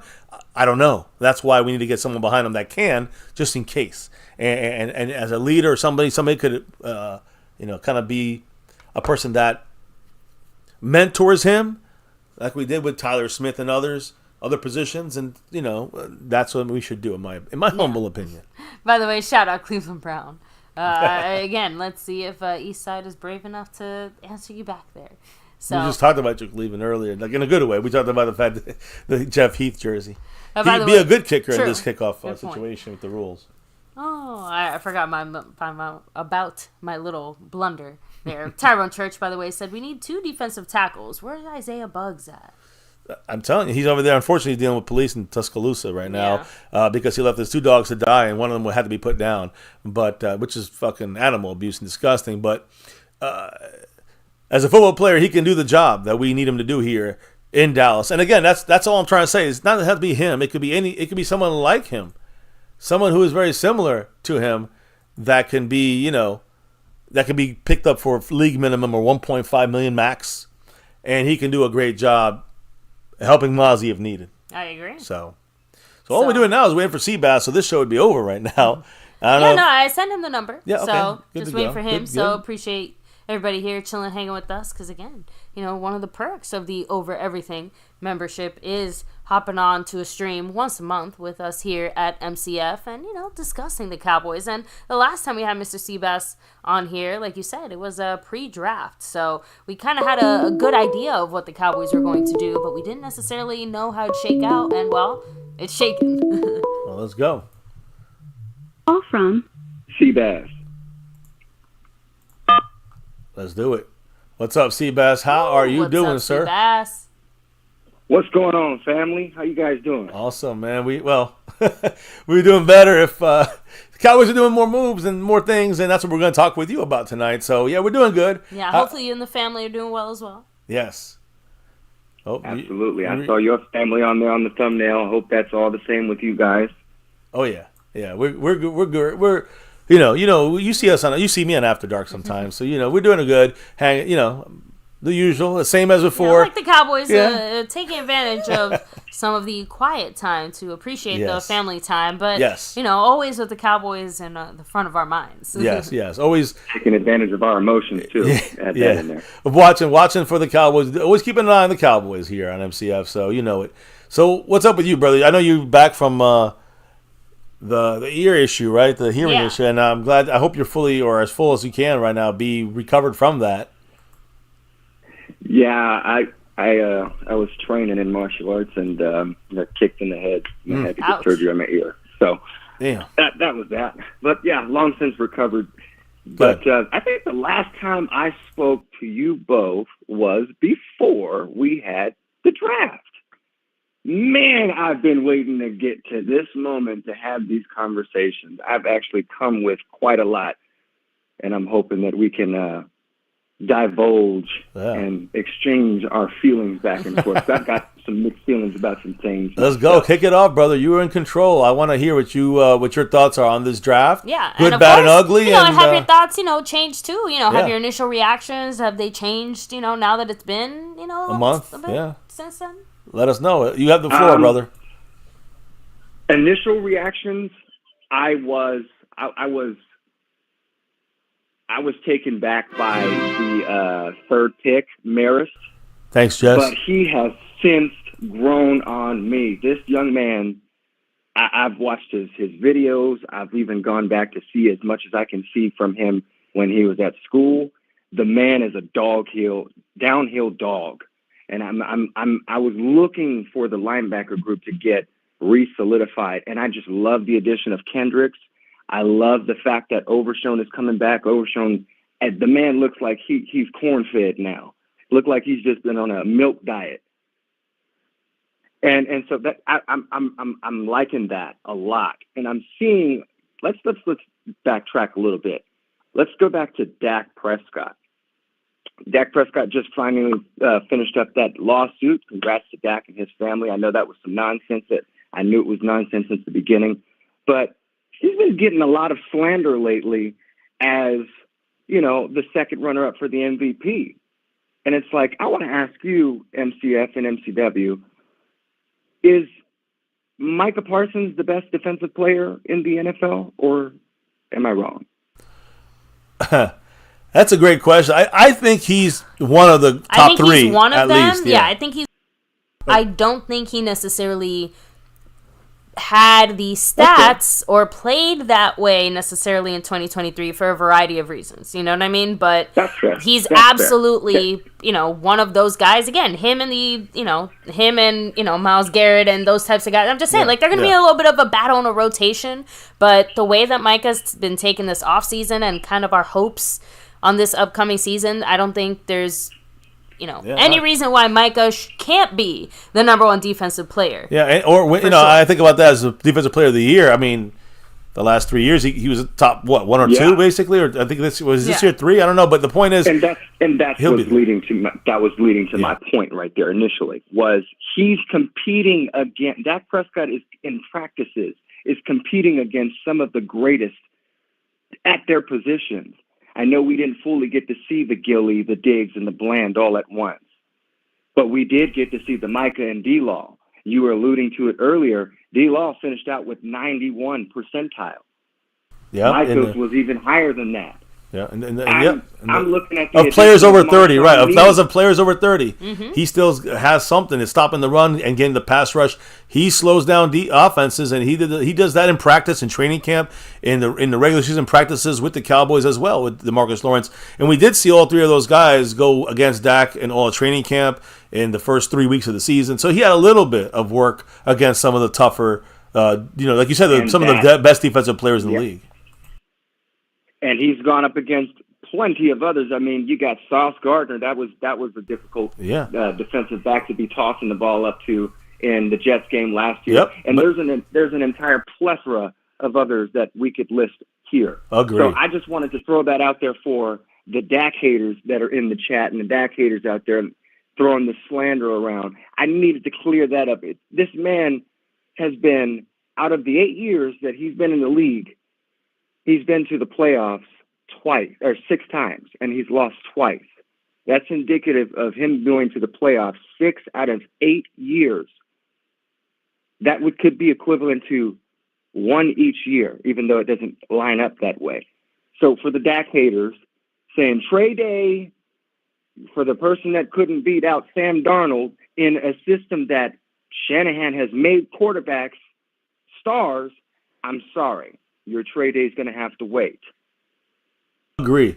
I agree 100%. I mean, I think those people they don't realize that, like you say, he hasn't beat up Cooper Rush. He still was with one of the best offensive coordinators in San Francisco around his, couldn't get anything out of him.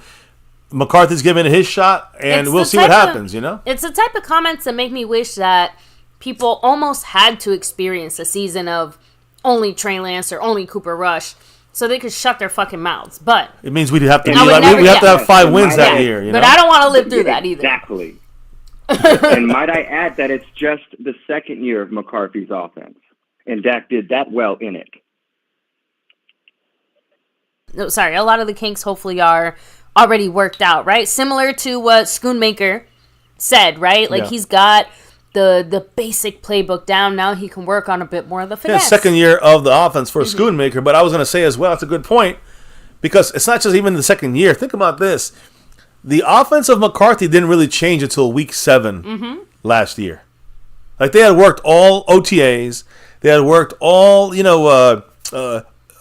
mini camp and training camp in the first 6 weeks of the season or 7 weeks of the season on a different kind of scheme. And then he changed it over, and they had to, adapt it, and they learned it. Change mid-season. They changed it in mid-season, and the team, obviously, most points per game, almost 30 per game, most efficient offense as a group, as a whole in the league last year by about 8 drives, better than the Niners as far as not ending in turnovers or punts. Exactly. So that tells you something about the scheme and the players on the offense. And mind you, those stats are all 100% facts, with that scheme having changed at week 7. Right. That's with the 7 weeks of shit.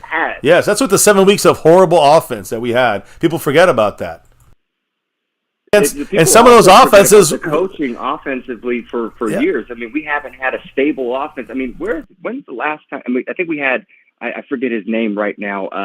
Was it Linehan? I believe it was Linehan before Moore. Sean Linehan, right? And Scott Linehan. Prior to that, you had Jason Garrett.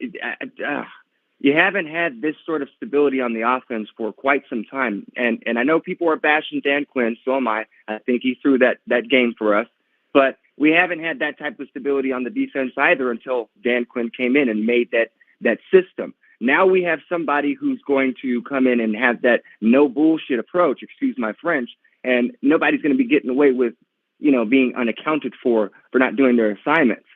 I like the new approach, and I'm going to get to it later, but I love some of these draft picks. I'm waiting to get to these draft picks. I see it on the thumbnail. I think Guyton is a lichen of a human being. He's a monster. That man is a monster. 6'8", 322 pounds. That man ate Mozzie Smith. If you're talking about, when you talk about Tyler Guyton, I think that he is going to be, I don't know how fast he'll get there. I think he'll be faster than most may think, but I think he's a guy that is going to be, like you said, a monster on the left side. Knows how to play multiple positions. When I first saw, so much obvious potential there. For sure. If he can show even a scrap of football talent, watch out, because we will find a way to use him. That's all. I'm just saying, I don't think it'll take much. Did you guys see that picture of our offensive line coach standing next to, I believe it was either Guyton or BB? I don't know which one. Was it the offensive line coach or defensive line coach? The man is huge himself. No, Zaganina or Zganina. I for the life of me cannot pronounce. I'm pretty sure he's a defense. I will not butcher that. I think he was a defensive. He's a defensive defensive coach. I think defensive line coach is from Washington, from the Commanders. He used to play football. He's a solidly, hugely built guy. I know, but he still made him look kind of like an Oompa Loompa stand. Just because he, again, that's the right attitude we need on this team as far as coaches are concerned. That guy, he was making our guys look small. Yeah. I was kind of taken back by his size. Like, wow, why don't we throw some pads on him? Defense again. If he's the coach, I'm thinking his defensive line coach, and he is an asshole, which is what we need. And he's a former player who's been known to be an asshole as a coach in Washington. So I'm liking this move on defensive coach line. But as far as the rookies are concerned, Guyton, I love Guyton. I agree with you 100%. Guyton is the only thing is that he's going from right to left, And that's my only slight concern, but I think it's going to be something that he's going to get a hold of in a secure way I'm not early in the season. I'm not as worried just because he's going into the NFL. It's kind of like he's not going to be able to learn any bad habits. Like, he's going to learn from the foundation on the side he needs to learn. In the NFL level. So that's just how it's always going to be for him. Yeah. The rest of the rookies. Yeah. Not just, Guyton, obviously. Well, I like what you said about Luafalo, by the way. My favorite rookie, and I know this is going to shock some folks, my favorite one is Mr. Big Nasty, 56. I like me some BB. No Diddy. I like me some BB. BB is a dog. I think that he's going to shock some folks. I think that his ability to play multiple positions, his versatility, and the way he uses his hands, his jump off, I think he's going to be probably our next Travis Fredericks. I just really like the guy. I think he's a solid pick. He wasn't really my guy that I had. I had the Powers kid. I can't remember his name right now, but JPJ. I liked Cooper Beebe.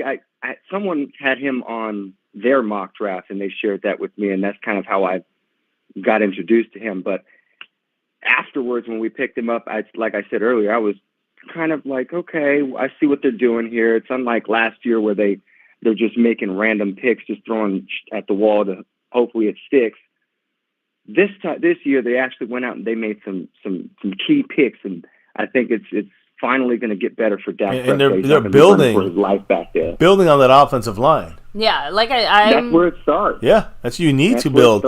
You build offensive line. You got your left and your center possibly, and you have your left guard who's basically third year now. I mean, Guyton and BB coming in and securing the offensive trenches. I mean, again, if they can do that, it's going to be huge, bigger than all of us can imagine. He reminds me of Lane Johnson. He's just giant. Yeah, just an immovable object. Yeah, I was going to say something about B because he's one of my favorite picks as well. It's kind of everyone's. I don't think it's surprising. He's kind of everyone's favorite pick. I'm going to say this though. I do want to keep my happiness to a minimum only because he's making the move to center. Now, I think number one, I love the fact that he's the number one guard in this draft. No one really talks about that.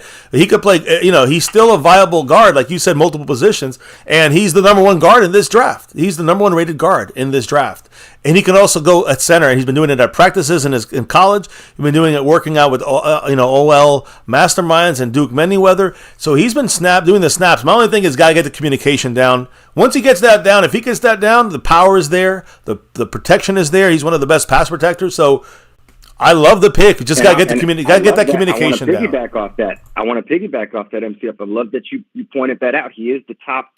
No one likes to point that out, that, he's going to center, but he was the top guard in the draft. But I like that you pointed that out because not only that, he and Mr. Guyton, they're going to have to come up with some answers for Micah. They're going to have to come up with, when they go up against him in full pads and practice and whatnot, they're going to see the full raw power of the Lion. So it's like, if the true tests are going to be had there. Like we're saying, if he can learn the fundamentals, like we're saying, and the Cowboys are notorious for making guys like this, especially offensive line, some stars, he's going to be that dude. I mean, the man can see over the defensive line anyway. He's 6'8", damn giraffe on the offensive line. What else do you call him? 6'8".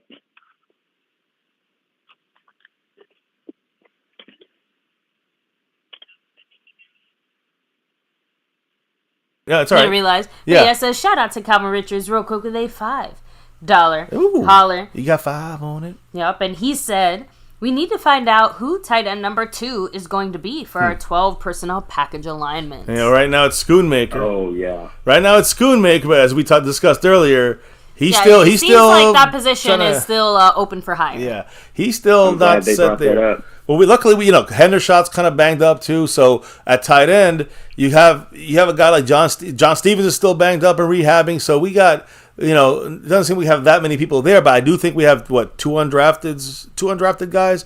One that is like they call him the offensive. They call him like the sixth offensive lineman. kind of player at tight end. That hyphenated guy. I always forget his name. Brevin Ford? I don't know. Anyways. Ford. Yeah. I almost wanted to call him hyphenated bastard just because. that's the Eagles guy. I know. But I know. The thing is that with him there, I think there's a chance that, he has, I'm kind of going to say, he could be the blocking tight end that Schoonmaker might not be able to solidify right now, especially in training camp and in preseason. So, I'm looking forward to see that there. Calvin Richard, appreciate the drop. Much love to you, and go Cowboys. I got him on the board. And Mark Hosepian down to 41 points currently. Ooh. Now, we get back to the man here, Mr. Seabass. And we were talking about BB. I know we kind of discussed him, and we discussed Guyton. I love the offensive line moves like you do. And, I don't know if you wanted to add any more to BB or move on to another one of the rookies. But I 100% agree with you. It's just about you were saying about the guard stuff. I know you said that, but my biggest thing is the communication with the quarterback and the communication with the offensive lineman. If he gets that down, and he'll be going against some of the best defensive players blitzing and putting pressure, exactly, that'll get fixed faster than be fixed faster than later. Be done sooner than later than getting him in the right ability to handle play calls and communication. So. I got you. Wholeheartedly agreed with that. Wholeheartedly agree with that. I want to touch back on Calvin Richards' comment there, because I do agree with you. Do you folks remember two names in particular? Kyle Pitts and Darnell Washington. Yep. Well, yes. Kyle Pitts for sure. I bring them up. You forgot Darnell Washington. He's a sixth offensive lineman. The Steelers got him, and he looked good out there last year. Guy, yeah. I talked about those guys were my top tight end picks in years prior. And I feel like we just made that up with Mr. Brevin Spanford. Now, like you, I don't want to get my excitement up. I got to see the guy get in there and get after it. But I'm really liking what I saw from him when he came out of college. I really think that can transition well to the field behind Mr. Ferguson. What's his name? Yeah. Ferguson. Yeah. Thank you. Yeah. I don't think Hendershot and Schoonmaker, I don't think they're it. I think they're out. I'm out on them until I see different. I don't see it from them. But I really do see Brevin Spanford stepping up and taking that spot, especially because he has that blocking capability and that nickname they have for him. That people don't just say that for shits and giggles. That's literally a good quality in a tight end right there. Yeah, I mean, I think that, especially when you look at it as a number two. If he was coming in as a number one tight end, that's you don't want that. But as a number two, there would be cause for concern for that. Yeah, because he doesn't give you the offensive output in production numbers and catches and yards. But blocking wise, the number two guy was a blocking help. And again, what was his name from the Steelers? You just mentioned him. I can't believe I just forgot him. They drafted him. Not Pitts. Darnell Washington. Darnell Washington. I was about to say sixth round. No, he was drafted what, in the third round, was it? Second, third round? I don't know. But, I mean, we could have had him instead of Schoonmaker. Couldn't we have? I don't know. Look, the point is Darnell Washington to me was a player that was a blocker more than really a receiver, kind of a project as a receiver. But his upside was receiving, but he was a monster blocker. This is the same situation with Ford, with Brevin Ford, because to me, he's got that ability to be the number two as an undrafted guy. And people don't want to draft just a blocking tight end. That's not really sexy to be, to go out there and draft in the sixth round a blocking tight end, but it is worth a lot when that's exactly what you're looking for in the undrafteds. And so probably as far as that position is concerned, he's one of the best. Yeah. If you look, what I'm saying? If you're looking at blocking tight ends only, not receiving, you have blocking and blocking tight ends that can also be receivers. But if you look at only blocking tight ends purely, and that cannot go out there and also really be a productive pass catcher, he's probably one of the better ones out there, believe it or not. Just as a pure blocker. So, and that's what we're looking for. So I agree 100%. He's kind of my guy right now. It's going to have the most opportunities in training camp. The other guys are really banged up right now, or just not as good as him.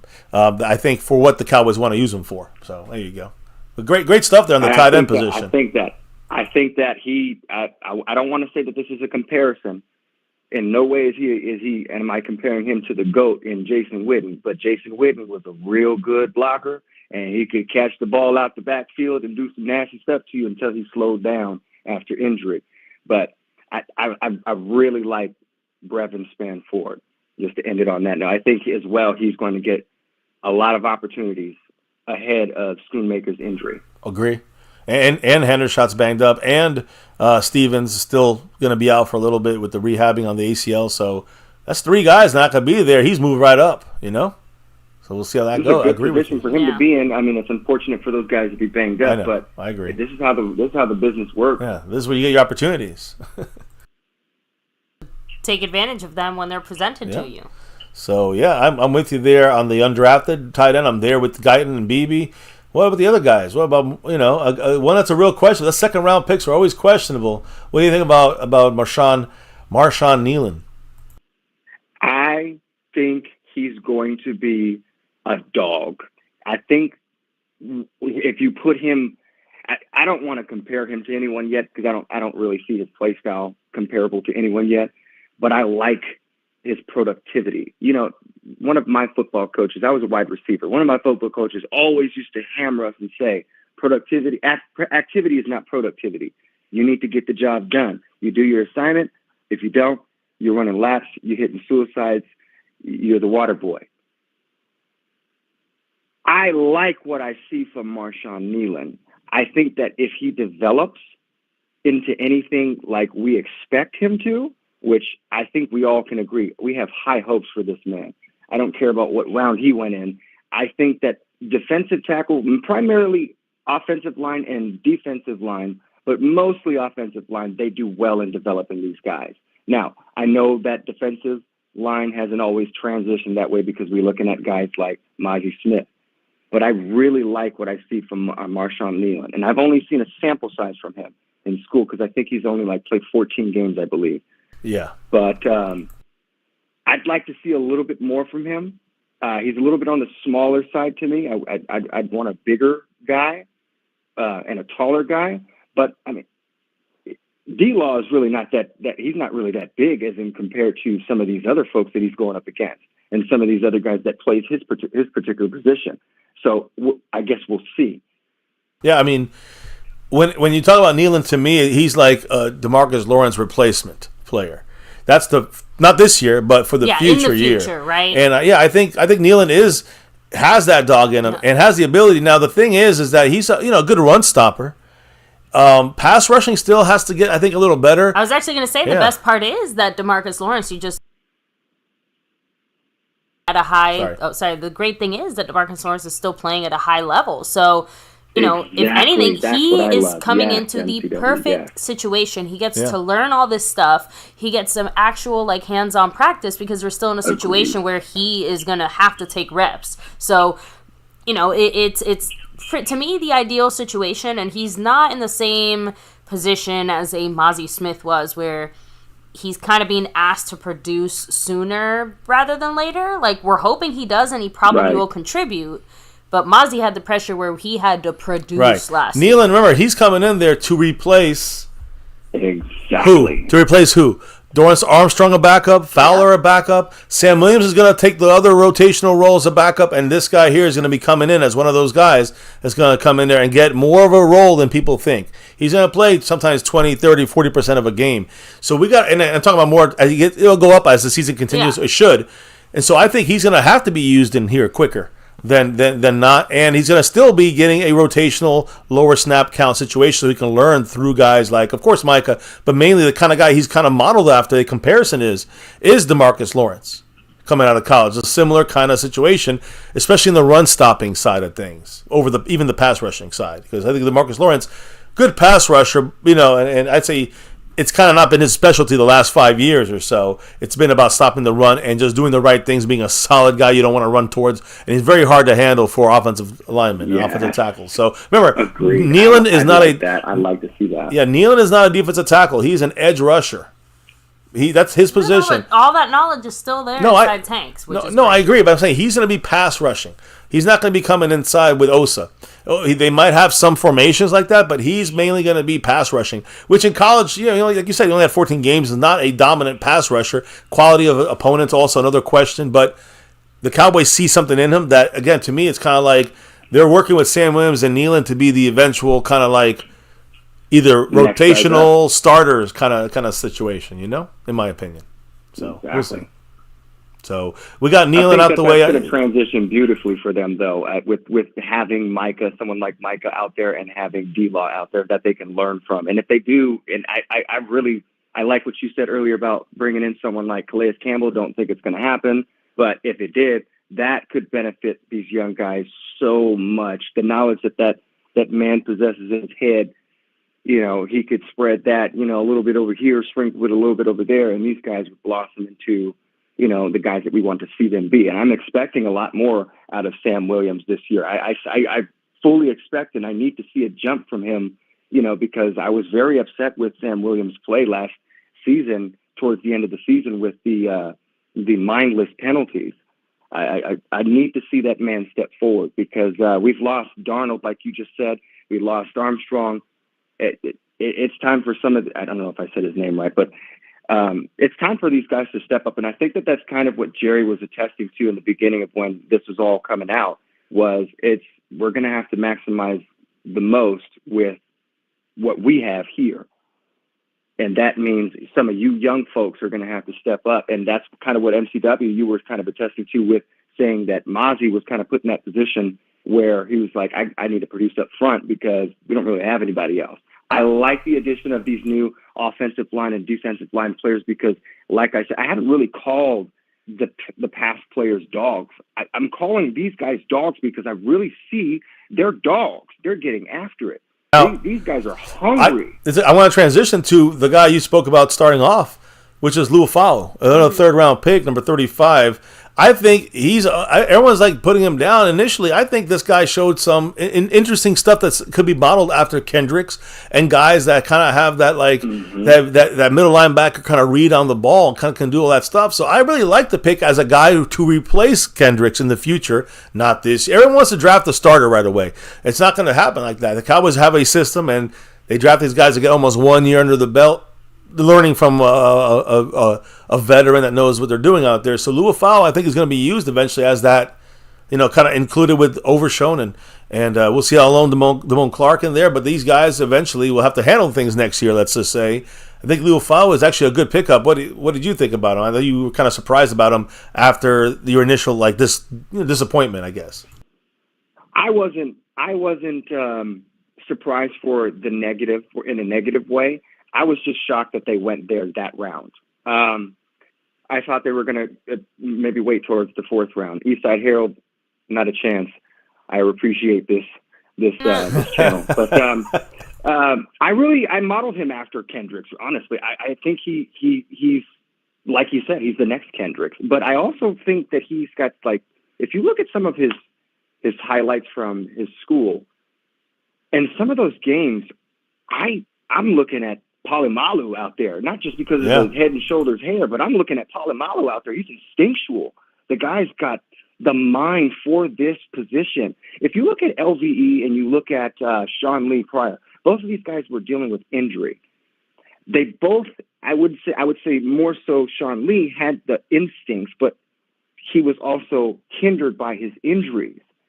This young man is instinctual, off the ball, off on the toes of his feet, always 10 toes down, like he's just ready. And I like his change of direction. I love that he's got that agility. If you watch some of his games, he's really fast coming downhill. He's not somebody that you're just going to bulldoze your way through. He's a little bit smaller as a linebacker, but that's a downhill runner.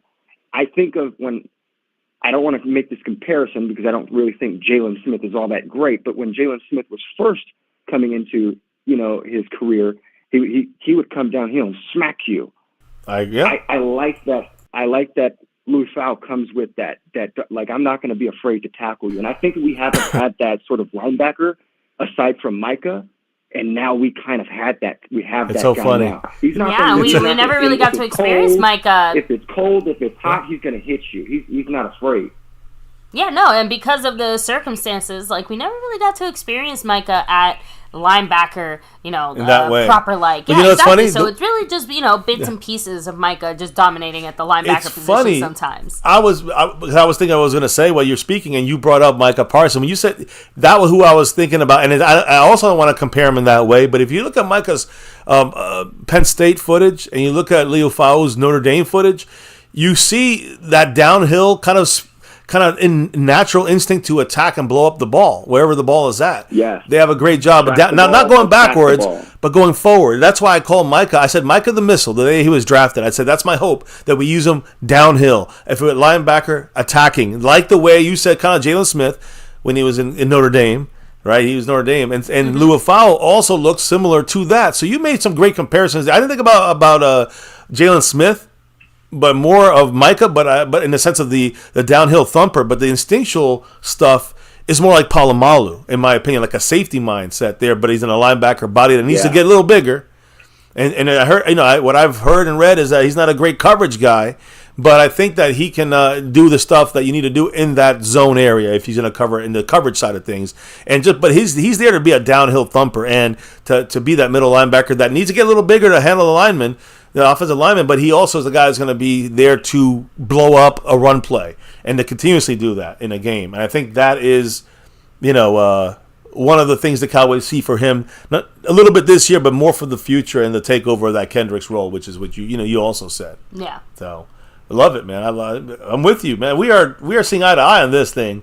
But then we don't have a 4th round pick, and then we jump to the 5th round with Kalen Carson, number 41 right now, and he is a cornerback. Anything on him or any of these last couple of guys? This is kind of the day 3 guys now. So you take over, brother. So, Kalen Carson, I'm really happy and I'm excited that they got another guy with the mentality of, I'm going to come and hit you. I'm going to stay with you. You're not going to leave my sight. I'm going to be at your hip like you owe me money. And that's what I see from Carson. When he plays, he sticks to you like glue. I think, is he the one that calls himself Seatbelt? Yes, he is. He's a seatbelt. So, he's on you all the time. And he lives up to that reputation. If you watch every single play of his highlights, they've got it on YouTube if you guys want to go watch it. The man did not. He was at least, if he got burned, he was at least a step behind the guy, and that's in full stride. And these guys are going. I like the addition of Carson. I'm a little salty that we're not bringing back Gilly because, as I attested in the last show, I really, really thought we could have blossomed and things could have been fruitful if we had gotten to see Trey, Vaughn, and Gilly and Bland all at once. But I don't know how much these rookies are going to be able to transition from their, draftee roles into starting roles and how much they're going to contribute. So it's like, I like what I see about Carson. Do I have high hopes? I don't know. That's where it's kind of like I'm looking at what Tyrone Church is saying. Maybe we take the cheaper route and sign somebody like an Adoree Jackson. Just some veterinary presence if we're not going to bring back an expensive Gilly. That's why I brought up those 5 names earlier. That's the route I'm hoping the Cowboys take. But like you guys all can see, they're not really showing any indication that that's something they're interested in doing as of yet. But now, when it comes to Gilmore, I agree with you, baby. But when it comes to a named free agent in the next month and a half, that's where you're going to see one of these cornerbacks signed by the Cowboys, I believe. I don't think Kalen Carson or anybody else on this defense can be the 4th cornerback right now. And I think we need to bring in a veteran presence, like you said there. I 100% on that, especially without Gilmore there. Now we want to get a cheaper Gilmore. I named 4 guys outside of Gilmore that can probably be had in that range. There, J.C. Jackson as your number 4 for $3 million. That's fucking. I'll take it. Yeah, I'm just saying. Adoree Jackson. These are the guys that are there. I'm saying it's not. This is what makes sense of the Stephen Jones, Jerry Jones kind of. This upcoming portion of the offseason, This is the way they do things. So at cornerback, I do think we need to get something there because even though I like Carson, he plays constantly like a fire alarm, right? He's always rolling, but he is a 5th rounder for a reason, and he's going to take some time to develop. From here on out, all these guys will really take time to develop. These are going to be guys that play on special teams. But just give me a quick wrap-up on what you think at receiver with Flournoy, and then the 2 7th-rounders. Thomas, offensive lineman, which, it's just depth there. A guy that's going to be at the bottom of our rotation. And then Rodgers, who's an interesting pickup to me. He kind of reminds me, to me, I'm going to compare him to like a span forward guy that is a specialist, can do basically the interior nose tackle job, but is not a pass rusher. for Rodgers. It's kind of like Ford, who's only a pass blocker right now, really. You know, the high upside on being a production receiver for Ford is probably low. The way Rodgers' ability to be a pass rusher as a nose tackle is probably low. No one's going to really draft these guys, but he's a dominant run stopper in the sense of like taking up blocks. So that could be a guy that's a surprise 7th round pick that can make an impact in the rotation on defensive nose tackle and the defensive line. What's your thoughts there, my man? I agree with the Justin Roberts. I was a bit surprised when we picked him up, but I think that, like you said, he's not really like a pass rusher. I think he's more so going to help down in the trenches, you know, getting those guys down in the inside and kind of those outside lane runs. I like it. We need some depth back there. We need guys that have the ability. But we lose guys, you know, faster than we can appreciate. And last season, there were some teams that were on like defensive tackle number 4 and quarterback number 4. And it's like, so you want to have that depth back there. Ryan Flournoy, I like this kid. I like this kid a lot. And I like the fact that the Jones went and got a receiver at the end of the draft, because not only do I like his attributes and his fundamentals, I like that they chose to go with a taller receiver this time around. I really think that, I forget his name, Martavis Bryant. I thought things were going to pan out for him. Didn't really pan out for him. I see Jalen Tolbert stepping up into that role a little bit more. Still don't quite think he's there. I like that they're adding more guys. It's not this real approach like they did last year where they're just, like I said, throwing stuff against the wall to see what sticks, but they're just going out there, they're testing the water, they're looking for the fundamentals, the traits, those attributes, those natural instinctuals. Let me repeat myself. It made a little more sense this year. I think that I don't know how much playing time the kid may have, but if he gets on the field, I think that, you know, some DBs should be taking a head nod his way, because I like what I see from him. He's not just fast; he's tough. He's got big hands. Like he's a big guy. Yeah. I like that. I like it, and he fights for that ball like that. CeeDee Lamb is known for like he could fight for the ball and then he fights for the yards after that. This guy is like one of those dudes where you throw it down and he's got like 3 defenders on him and he's going to come down with that ball and rip it out of one of their hands while the other 2 are just trying to keep pace with him. I like that. I see that from him. And I think that if we don't do any other moves as far as wide receiver 3, which I really think we should, we're going to be playing musical chairs with the wide receiver 3 position. Huh. So I mean, I was going to kind of lead into that, and I agree with Florida. I'm more excited to see how he looks out there in training camp. Like that's what I'm looking forward to, more than just like how he's going to do in the season, right? Because I know he's not going to get much play time. But if you look at our lineup, whether it's Jalen Tolbert S3, I think Jalen Brooks is going to be riding his ass, and I think, you know, again, I know we got Cavante Turpin, but he's more of a specialist guy, a returner. I don't think, you know, you might see him in some roles as specialist, maybe Deuce Vaughn as specialist. I'll tell y'all about him later. Yeah, I'm just saying, both those guys I think could be specialists, like Deuce Vaughn and Turpin. So I don't even put him like as a receiver, but I think that next guy after that is Flournoy, who's going to be, you know, he'll be maybe I kind of said almost you can put him as a goal line kind of guy. You know, what I've read also, he's a good blocker as a receiver. The Cowboys love that. So that's always important for the Cowboys. On the goal line, he can go be a tough guy, strong guy, go up there and get the ball, pull it out of the air, or can block. That's a weapon on the goal line. Mm-hmm. You can bring in a different package, and he could be one of those guys. So I love what you say about him. I mean, I didn't touch on the receiver spot. I don't think the Cowboys are going to go receiver too much here in free agency, just because especially considering some of the stuff that you've seen from, you know, Deuce Vaughn and Turpin. Yeah. Like, that's what I'm saying. Like, the Cowboys are doing everything with the guys that currently have a receiver and then some. Yeah, some of what Seabass said, you know, is 100% right. There's a musical chair thing. So what are you seeing for this receiving core into this year? I think Jalen Tolbert is going to step into his role. I like what I saw from him last year. I think he made an immense leap forward from where he was the year prior. I mean, I thought he was timid. I thought that he was scared. I thought that he was confused. He didn't understand his assignments well.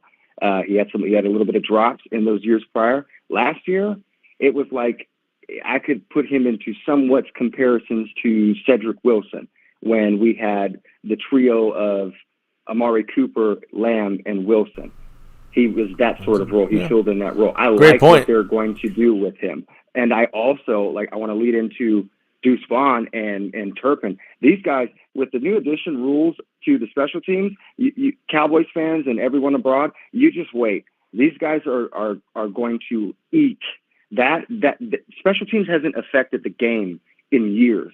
And I've been around long enough to know that when the rules were similar to what they are now as far as special teams, for a guy like Turpin, for a guy like Deuce Vaughn, who didn't really get much in his actual role of what he was drafted for, and now they're transitioning him into a gadget player, these two are Army Swiss knives. And especially with this new ruling, these guys are going to add points to the board. That's giving these guys open field and open space. They're going to turn off the burners. You're going to add Deuce Vaughn to the backfield, catching out of the backfield and taking it. That's yak right there. That's yak. That these guys are going to be monstrous. Dak Prescott looked at Turpin as like his savior before. You got Ferguson back there, who's a monster, leaping over guys and getting into the greats' faces, screaming back at them. This team has a different attitude about it. Last year, they sort of thought they had that attitude. They sort of were getting a feeler for having that mentality. I see the players that we drafted. I see our undrafted players. I see their attitudes. You hear them speak in post-game interviews. These guys bring that attitude. I don't want soft guys on the team. I don't want you to be nice. I don't want you to respect your opponent on that other side. I want you to look at them and you say, that's the enemy. And I feel like Turpin, Deuce Vaughn are going to have a much bigger impact on the offense and special teams if used correctly. And as far as the wide receiver position, wide receiver 3. I like what you're saying. It's a lot of guys that we have to, be aware of keeping it as a specialty kind of player, right? You can use returners also on your offense.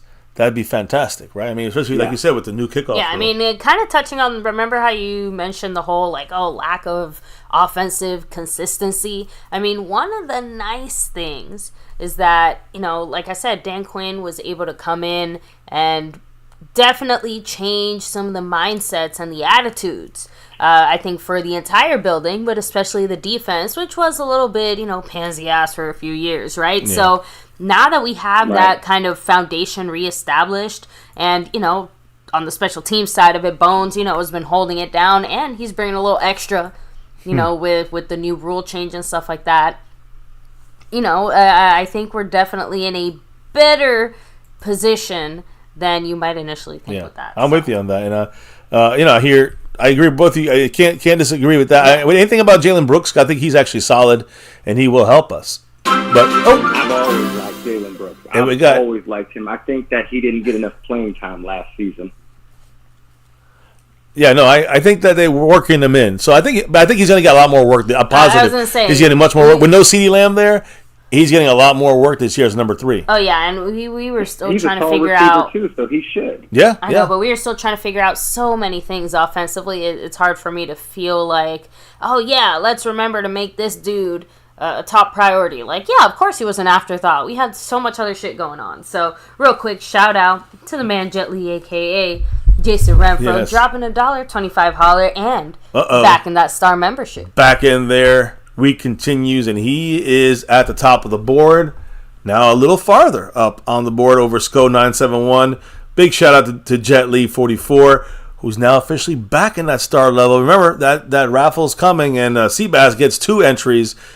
Now Jet Li has his entry in there for the star level raffle, which is coming up next week. So giving people a chance to get that one for the month of May, and so we can have the last name added to the raffle, of course. Whoever wins this 2-week block that we're doing, since this is our only second show this week. So we're going to have a couple more shows next week for mandatory minicamp, and then have the raffle for the star and over everything level, and for the sponsor of the week winners as well. Too.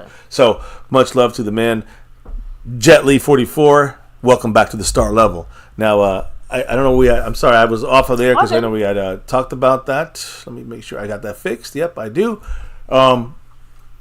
Big shout out to old JR, now Jet Li, and continuing, I guess, where we left off here. I think we were done with the receivers more or less. Jalen Brooks, you love him. Yeah. What about the last? I think you talked about Rodgers as well. So really, to Thomas, anything on number 62 in the sense of this year, he's really going to be at the bottom of the roster. I think not at his fault, just just going to have to be a guy who's going to earn any kind of playing time. I'm assuming he'll probably I don't know if he'll be a practice squad guy, but he'll be the last offensive lineman on our list as of right now, I think. So, any quick thoughts on him?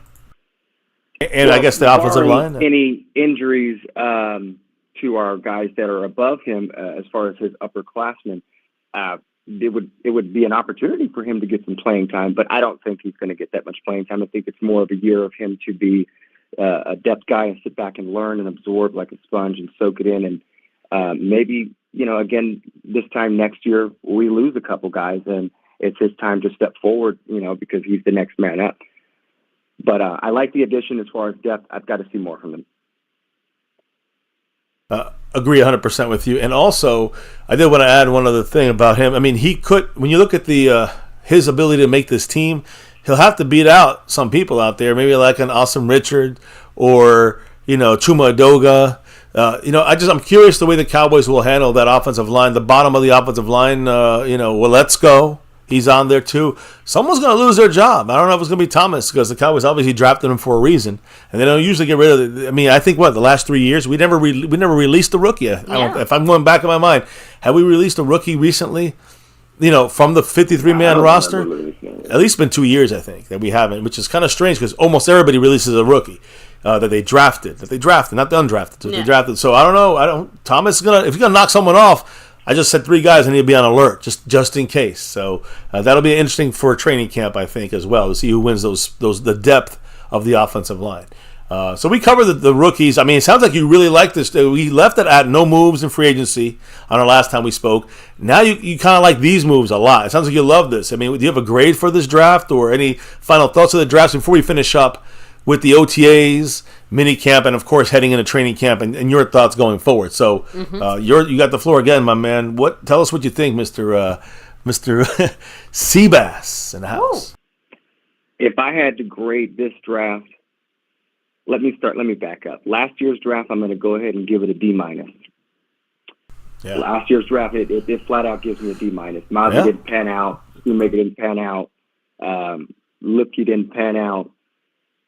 So now we fast forward to this draft, and you see the Jones actually taking a shot at the things where some holes were needed to be filled. And I would give it an A. I know a lot of you guys gave it a B. I would give it an A because, even though these guys may not pan out to be as good as we want them to, a lot of your rookies are not going to get that much playing time unless it's a need. And a lot of your guys are not going to be your starters. So I give it an A for as far as if they filled needs and they didn't just go with BPA like they thought they were doing last season, which was horrible. I think that it's a solid draft that they picked up. And even some of the undrafted guys, like I was talking about, Brevin Spann, I think he's going to be a solid guy for the team. All in all around, I'm really liking what I'm seeing. I don't really like what I'm seeing as far as free agency. I think, the Jones need to pick up their phones, but I really like what we did in the draft. Yeah, they usually do business on the. They usually do free agency business. They usually do free agency business in about a week. They start. Yeah, that's usually when they start signing a player or two. Yeah, well, we know Jerry Jones free agency starts June 1st. Here we go. He got that Gallup money now. He's like, okay, I can do something. Around with it all on a hotel room somewhere. Rolling around with the extra money. Oh yeah. I wanted to ask you guys and touch on the schedule. How do you guys feel about the schedule? Go ahead and let me bring it on. There we go. I'm going to put the schedule on the screen for us. But go ahead, Amy. Like I said, overall good. Bye week is a little earlier than we'd like to see. A lot of weird games, right? Like the Thursday games, like a lot of I don't know. I know we always have the first time we have 2 Thursday games in a while, I think. Yeah, so I don't know, something about that. I don't want to say it bothers me, but I wish we didn't have it. But outside of that, I mean, I think it worked out about as well as we could have hoped for, especially when it comes to some of those tough cold weather teams. We really went over that. I mean, we basically only have to worry about 1, maybe 2 games tops. I mean, when it comes to the weather, you're saying, yeah. So I'm pretty happy with that. Do have to admit, I'm still a little back and forth on facing off against the Cleveland Browns just because they do have a tough defense. And, with our offensive line being as young as it is, it's kind of like, hey, welcome to the NFL. Here, get run over by Myles Garrett. And it's not gonna, even if we go home after that, the next 2 weeks, it's not going to get easier because the Saints have a good defense and so do the Ravens. Yeah. So it's going to be tough for the young guys. They're going to learn fast. Yeah, Guyton and BB. They got to have to having quite the NFL introduction for them. So outside of those first 2-3 games there on the defensive side, the rest of the schedule to me looks good. To me, the thing I like about you touched on a lot of things I like. Yeah, sorry. I know, so that's good. All I'm going to add to that before I let Seabass kind of share his give his thoughts on the schedule. I love the second half of the schedule that we have. What is that? 6 home games out of 9.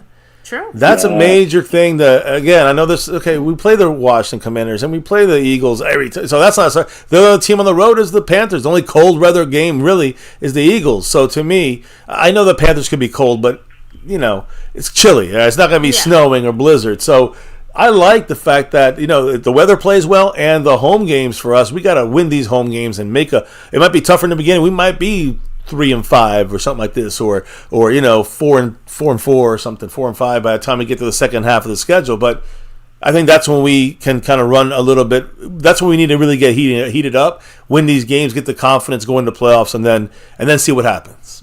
So that's the way I see it. I like the schedule as well. What about you, sir? I like it for a variety of reasons. I think last year the Cowboys were given a gifted handbasket with croquettes and candies and pan dulces and everything because they flunked their schedule. You got all the easy games handed to you in the beginning of half of the season, and you got a lot of good home games handed to you last season. And some of those games at home we thought we would win. We didn't win. We won a lot of them, but we didn't win some of them. And I think that this year, being that the tougher games are up towards the front end of the schedule, you get to see just what this team is going to be. You get to see who's going to be what. Eres cucaracha or hermano. You're going to step up or you're going to step out. Yeah. It's a lot of like MCW was attesting to earlier. You got a lot of young cats coming out, and you got these stout defenses that you play at the forefront of the season. What are you going to be? You're going to sit there and fold. You're going to be able to cover. And and will it push you to learn faster? Exactly. Is this, like we say, a trial by fire? Are you going to come out of it on the other side, or are you going to get burnt to a crisp? You're going to be struggling. If they struggle too much, there's going to be replacements going on there. Cooper Beebe might have to take an extra couple of weeks for he to come back out there. You know what I'm saying? And they put Brock Hoffman in. But, yeah, it's going to be a true test immediately. One small positive about this, though, if we can take last year as an example, when McCarthy makes any kind of offensive tweaks, it's going to probably be because of these games or after these games, right? He's going to continue to update the offense those first few weeks. But, if something really isn't working, we'll know by then.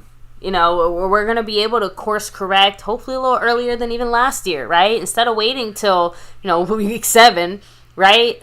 Let's say by week 3, saying, hey, if this is obviously not working, let's figure our shit out. Especially with the young guys. Yeah. I agree. So they're the ones that got to step up. The ones that don't, they got to make a choice of what to do. Yep. Earlier than later, I think, for a younger guy. So schedule-wise, I think we're all on the same page here. I'm in agreement pretty much. So far it looks like it's all good right now. Is there anything you're worried about going into OTAs or going into training camp? I guess we're finishing OTAs, but going into mini camp, which is this upcoming week now, and going into training camp as we head into that. That's really the next thing to discuss. And we're going to have you on here again. I guess anytime you can in any of these Sundays, maybe the next upcoming couple of weeks. So stay tuned for another Seabass episode. I know he's back in the over everything. So you're gonna let us know. We'll touch base on stuff after probably free agent moves are done in the next month and a half or so. But any other thoughts about any OTAs, CeeDee Lamb's contract? Any kind of final things you want to mention about anything so far, basically, since the draft? Yeah, to answer the question, I do have, I've always had these concerns. Every year I have these concerns. It's injury. I want guys to remain healthy.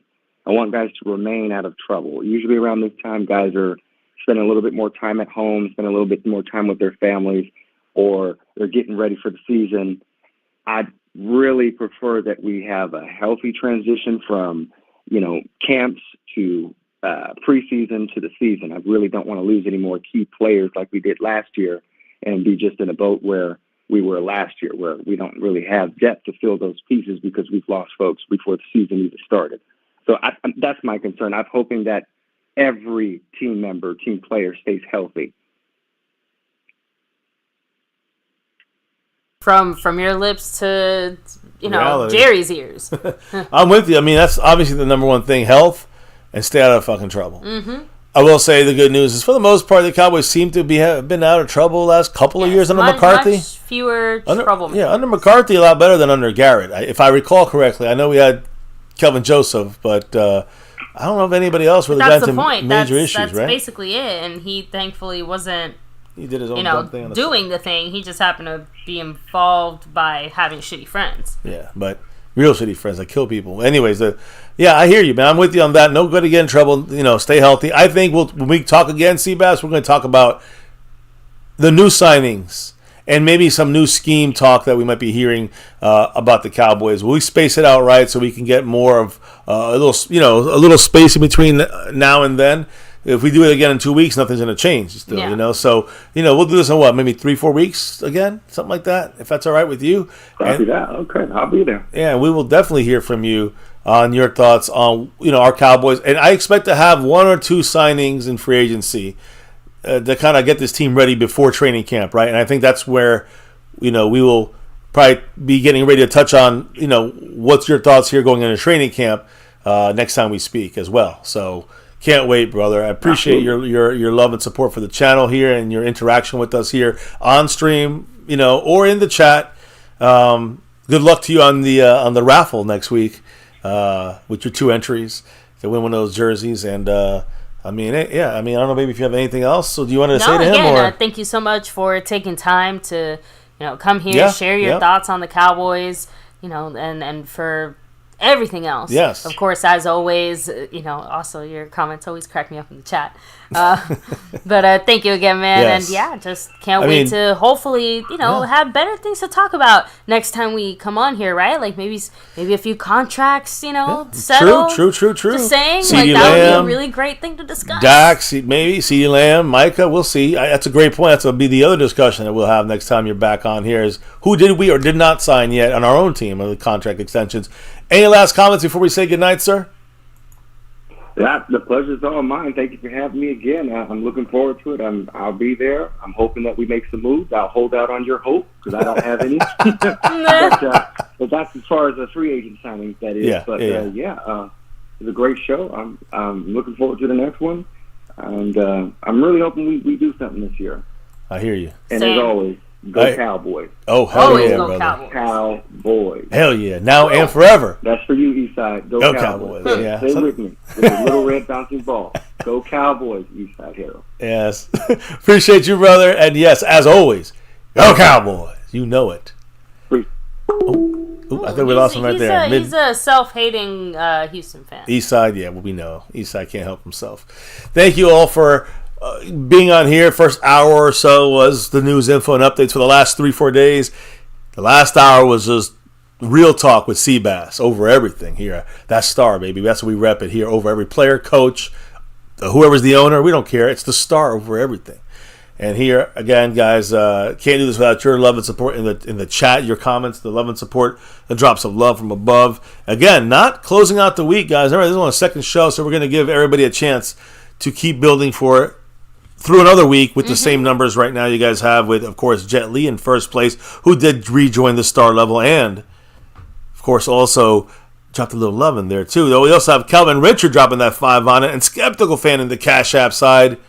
Cannot do this without your guys' support on that side as well. So truly appreciate it. Humbled by the best fans of all YouTube. And Seabass, appreciate you, again, repping that star over everything.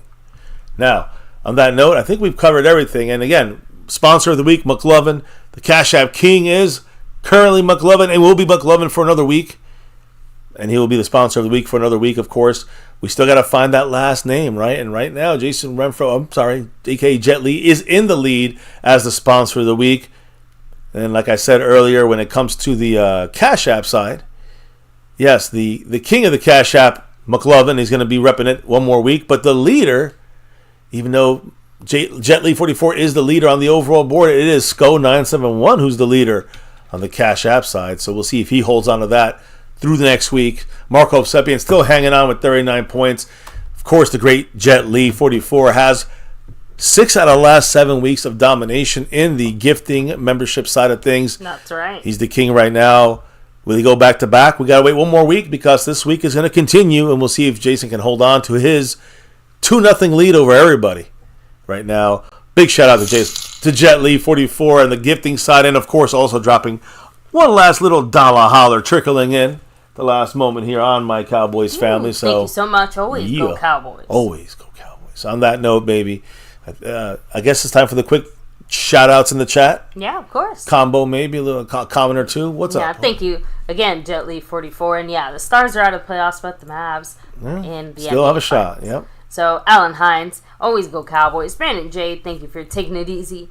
John Symes said, "Oh yeah, it's going to happen." I hope so. Even you, Lee Side Harold. I appreciate you. Let me see. Burn Bar, much love. Gang, gang. Thomas Garrett, the Superior Garrett. Cleveland Brown, thanks for rolling through here. Calvin Richards, much love, of course. We have, let me see, Marcus Calloway, thanks for stopping by. Yeah. The man himself, C. Bass. Hell yeah. On the show, in the chat. Appreciate Skeptical you. fan, always staying skeptical. Always. Let me see. Fuego, bringing the El heat. Fuego. And yeah, at least on my side, that's as far back as it lets me go. I know Tyrone Church was also in here. That's right. Shout out to the man Tyrone Church, much love. And to everybody here chilling, hanging with us. Do you know why we do what we do here? Baby, I want you to let them know why that is. It's that navy blue. You know it. That silver too. Hell yeah. And that star over everything. Yeah, guys, you know it here. Yeah. Win, lose, or draw, good, bad, or ugly. Here on MCF, here on My Cowboys Family, we always rep that star over everything. Here on this channel, My Cowboys Family, for literally under a month away from being here for officially 7 years on YouTube as My Cowboys Family. Never forget the number one thing here, now, and forever. As always, go Cowboys! Let's get that 6th and beyond, and that 7th and that 8th. Thank you all for dropping knowledge in the chat all night long. Who's MCF After Dark? Who? I don't know. I see MCF After Dark peeking his eyes in here. The party may continue. If not, I'll send you guys where the party is at, and then we can hang out there. Anyways, guys, thank you again. MCF After Dark, you know, he's repping it. Thank you all for hanging with us here tonight for another one. Thank you guys for dropping the knowledge in the chat all night long. Thank you guys for dropping the love from above. The man Jet Li is back in that star level membership. You see him right there, right above. So again, thank you all. And of course, baby, before we can officially drop out and clock out for the night, the week continues into one more week to crown these champions. And then we, of course, have the raffle for the star over everything and weekly winners. So, baby, before we can get to the finish line on that side of things, before we can, close it out for tonight here, clock out and drop out for the evening, we got to also relock and reload for a new week. Officially a week tomorrow, but still the same one tonight. And, baby, before we can drop out of here for the night, tell everybody what we got to do. We got to drop the beat. Oh, yeah. That beat's been dropped. And it's a wrap right here, My Cowboys Family. Thank you again all for participating in tonight's show on the chat. Watch on the replay. Thank you for that. But especially Seabass, repping that star over everything here in the over everything level. You get to be on the show once a month. So we got one more I think we owe to him. Can't wait to hear what he's got to say when he returns. Bringing it. Great content, great commentary, great thoughts. Appreciate you. And appreciate everybody in the house here joining us tonight. Right here as we wrap up actually the 3 days worth of Dallas Cowboy news, info, and updates right here on another MCF Cowboys chat. Hell yeah. Talked about the new money. We got DAK. We got free agent maybe. We'll see. We got DAK. We'll see. We'll see what happens, guys. But Jerry's got all that money, and he's trying to trick us. He ain't tricking us here at MCF. It's always about that navy blue, that silver too, and that star for everything. Never forget the number one thing right here, my Cowboys family. Thank you guys for chilling here with us. You could be anywhere you're here with us. Hit that like for the stream. Hit subscribe for the channel. Hit that notification bell to on all videos so you know when we're going live. You can also check it in the Discord. The link is down below in the information. All information is down below in the description. But you go to Discord. You can also definitely follow us on Twitter, X, at MyCowboysFamily. We post when we go live there too. And appreciate all you guys here chilling with us. Stay safe, much love, and never ever forget, Go Cowboys!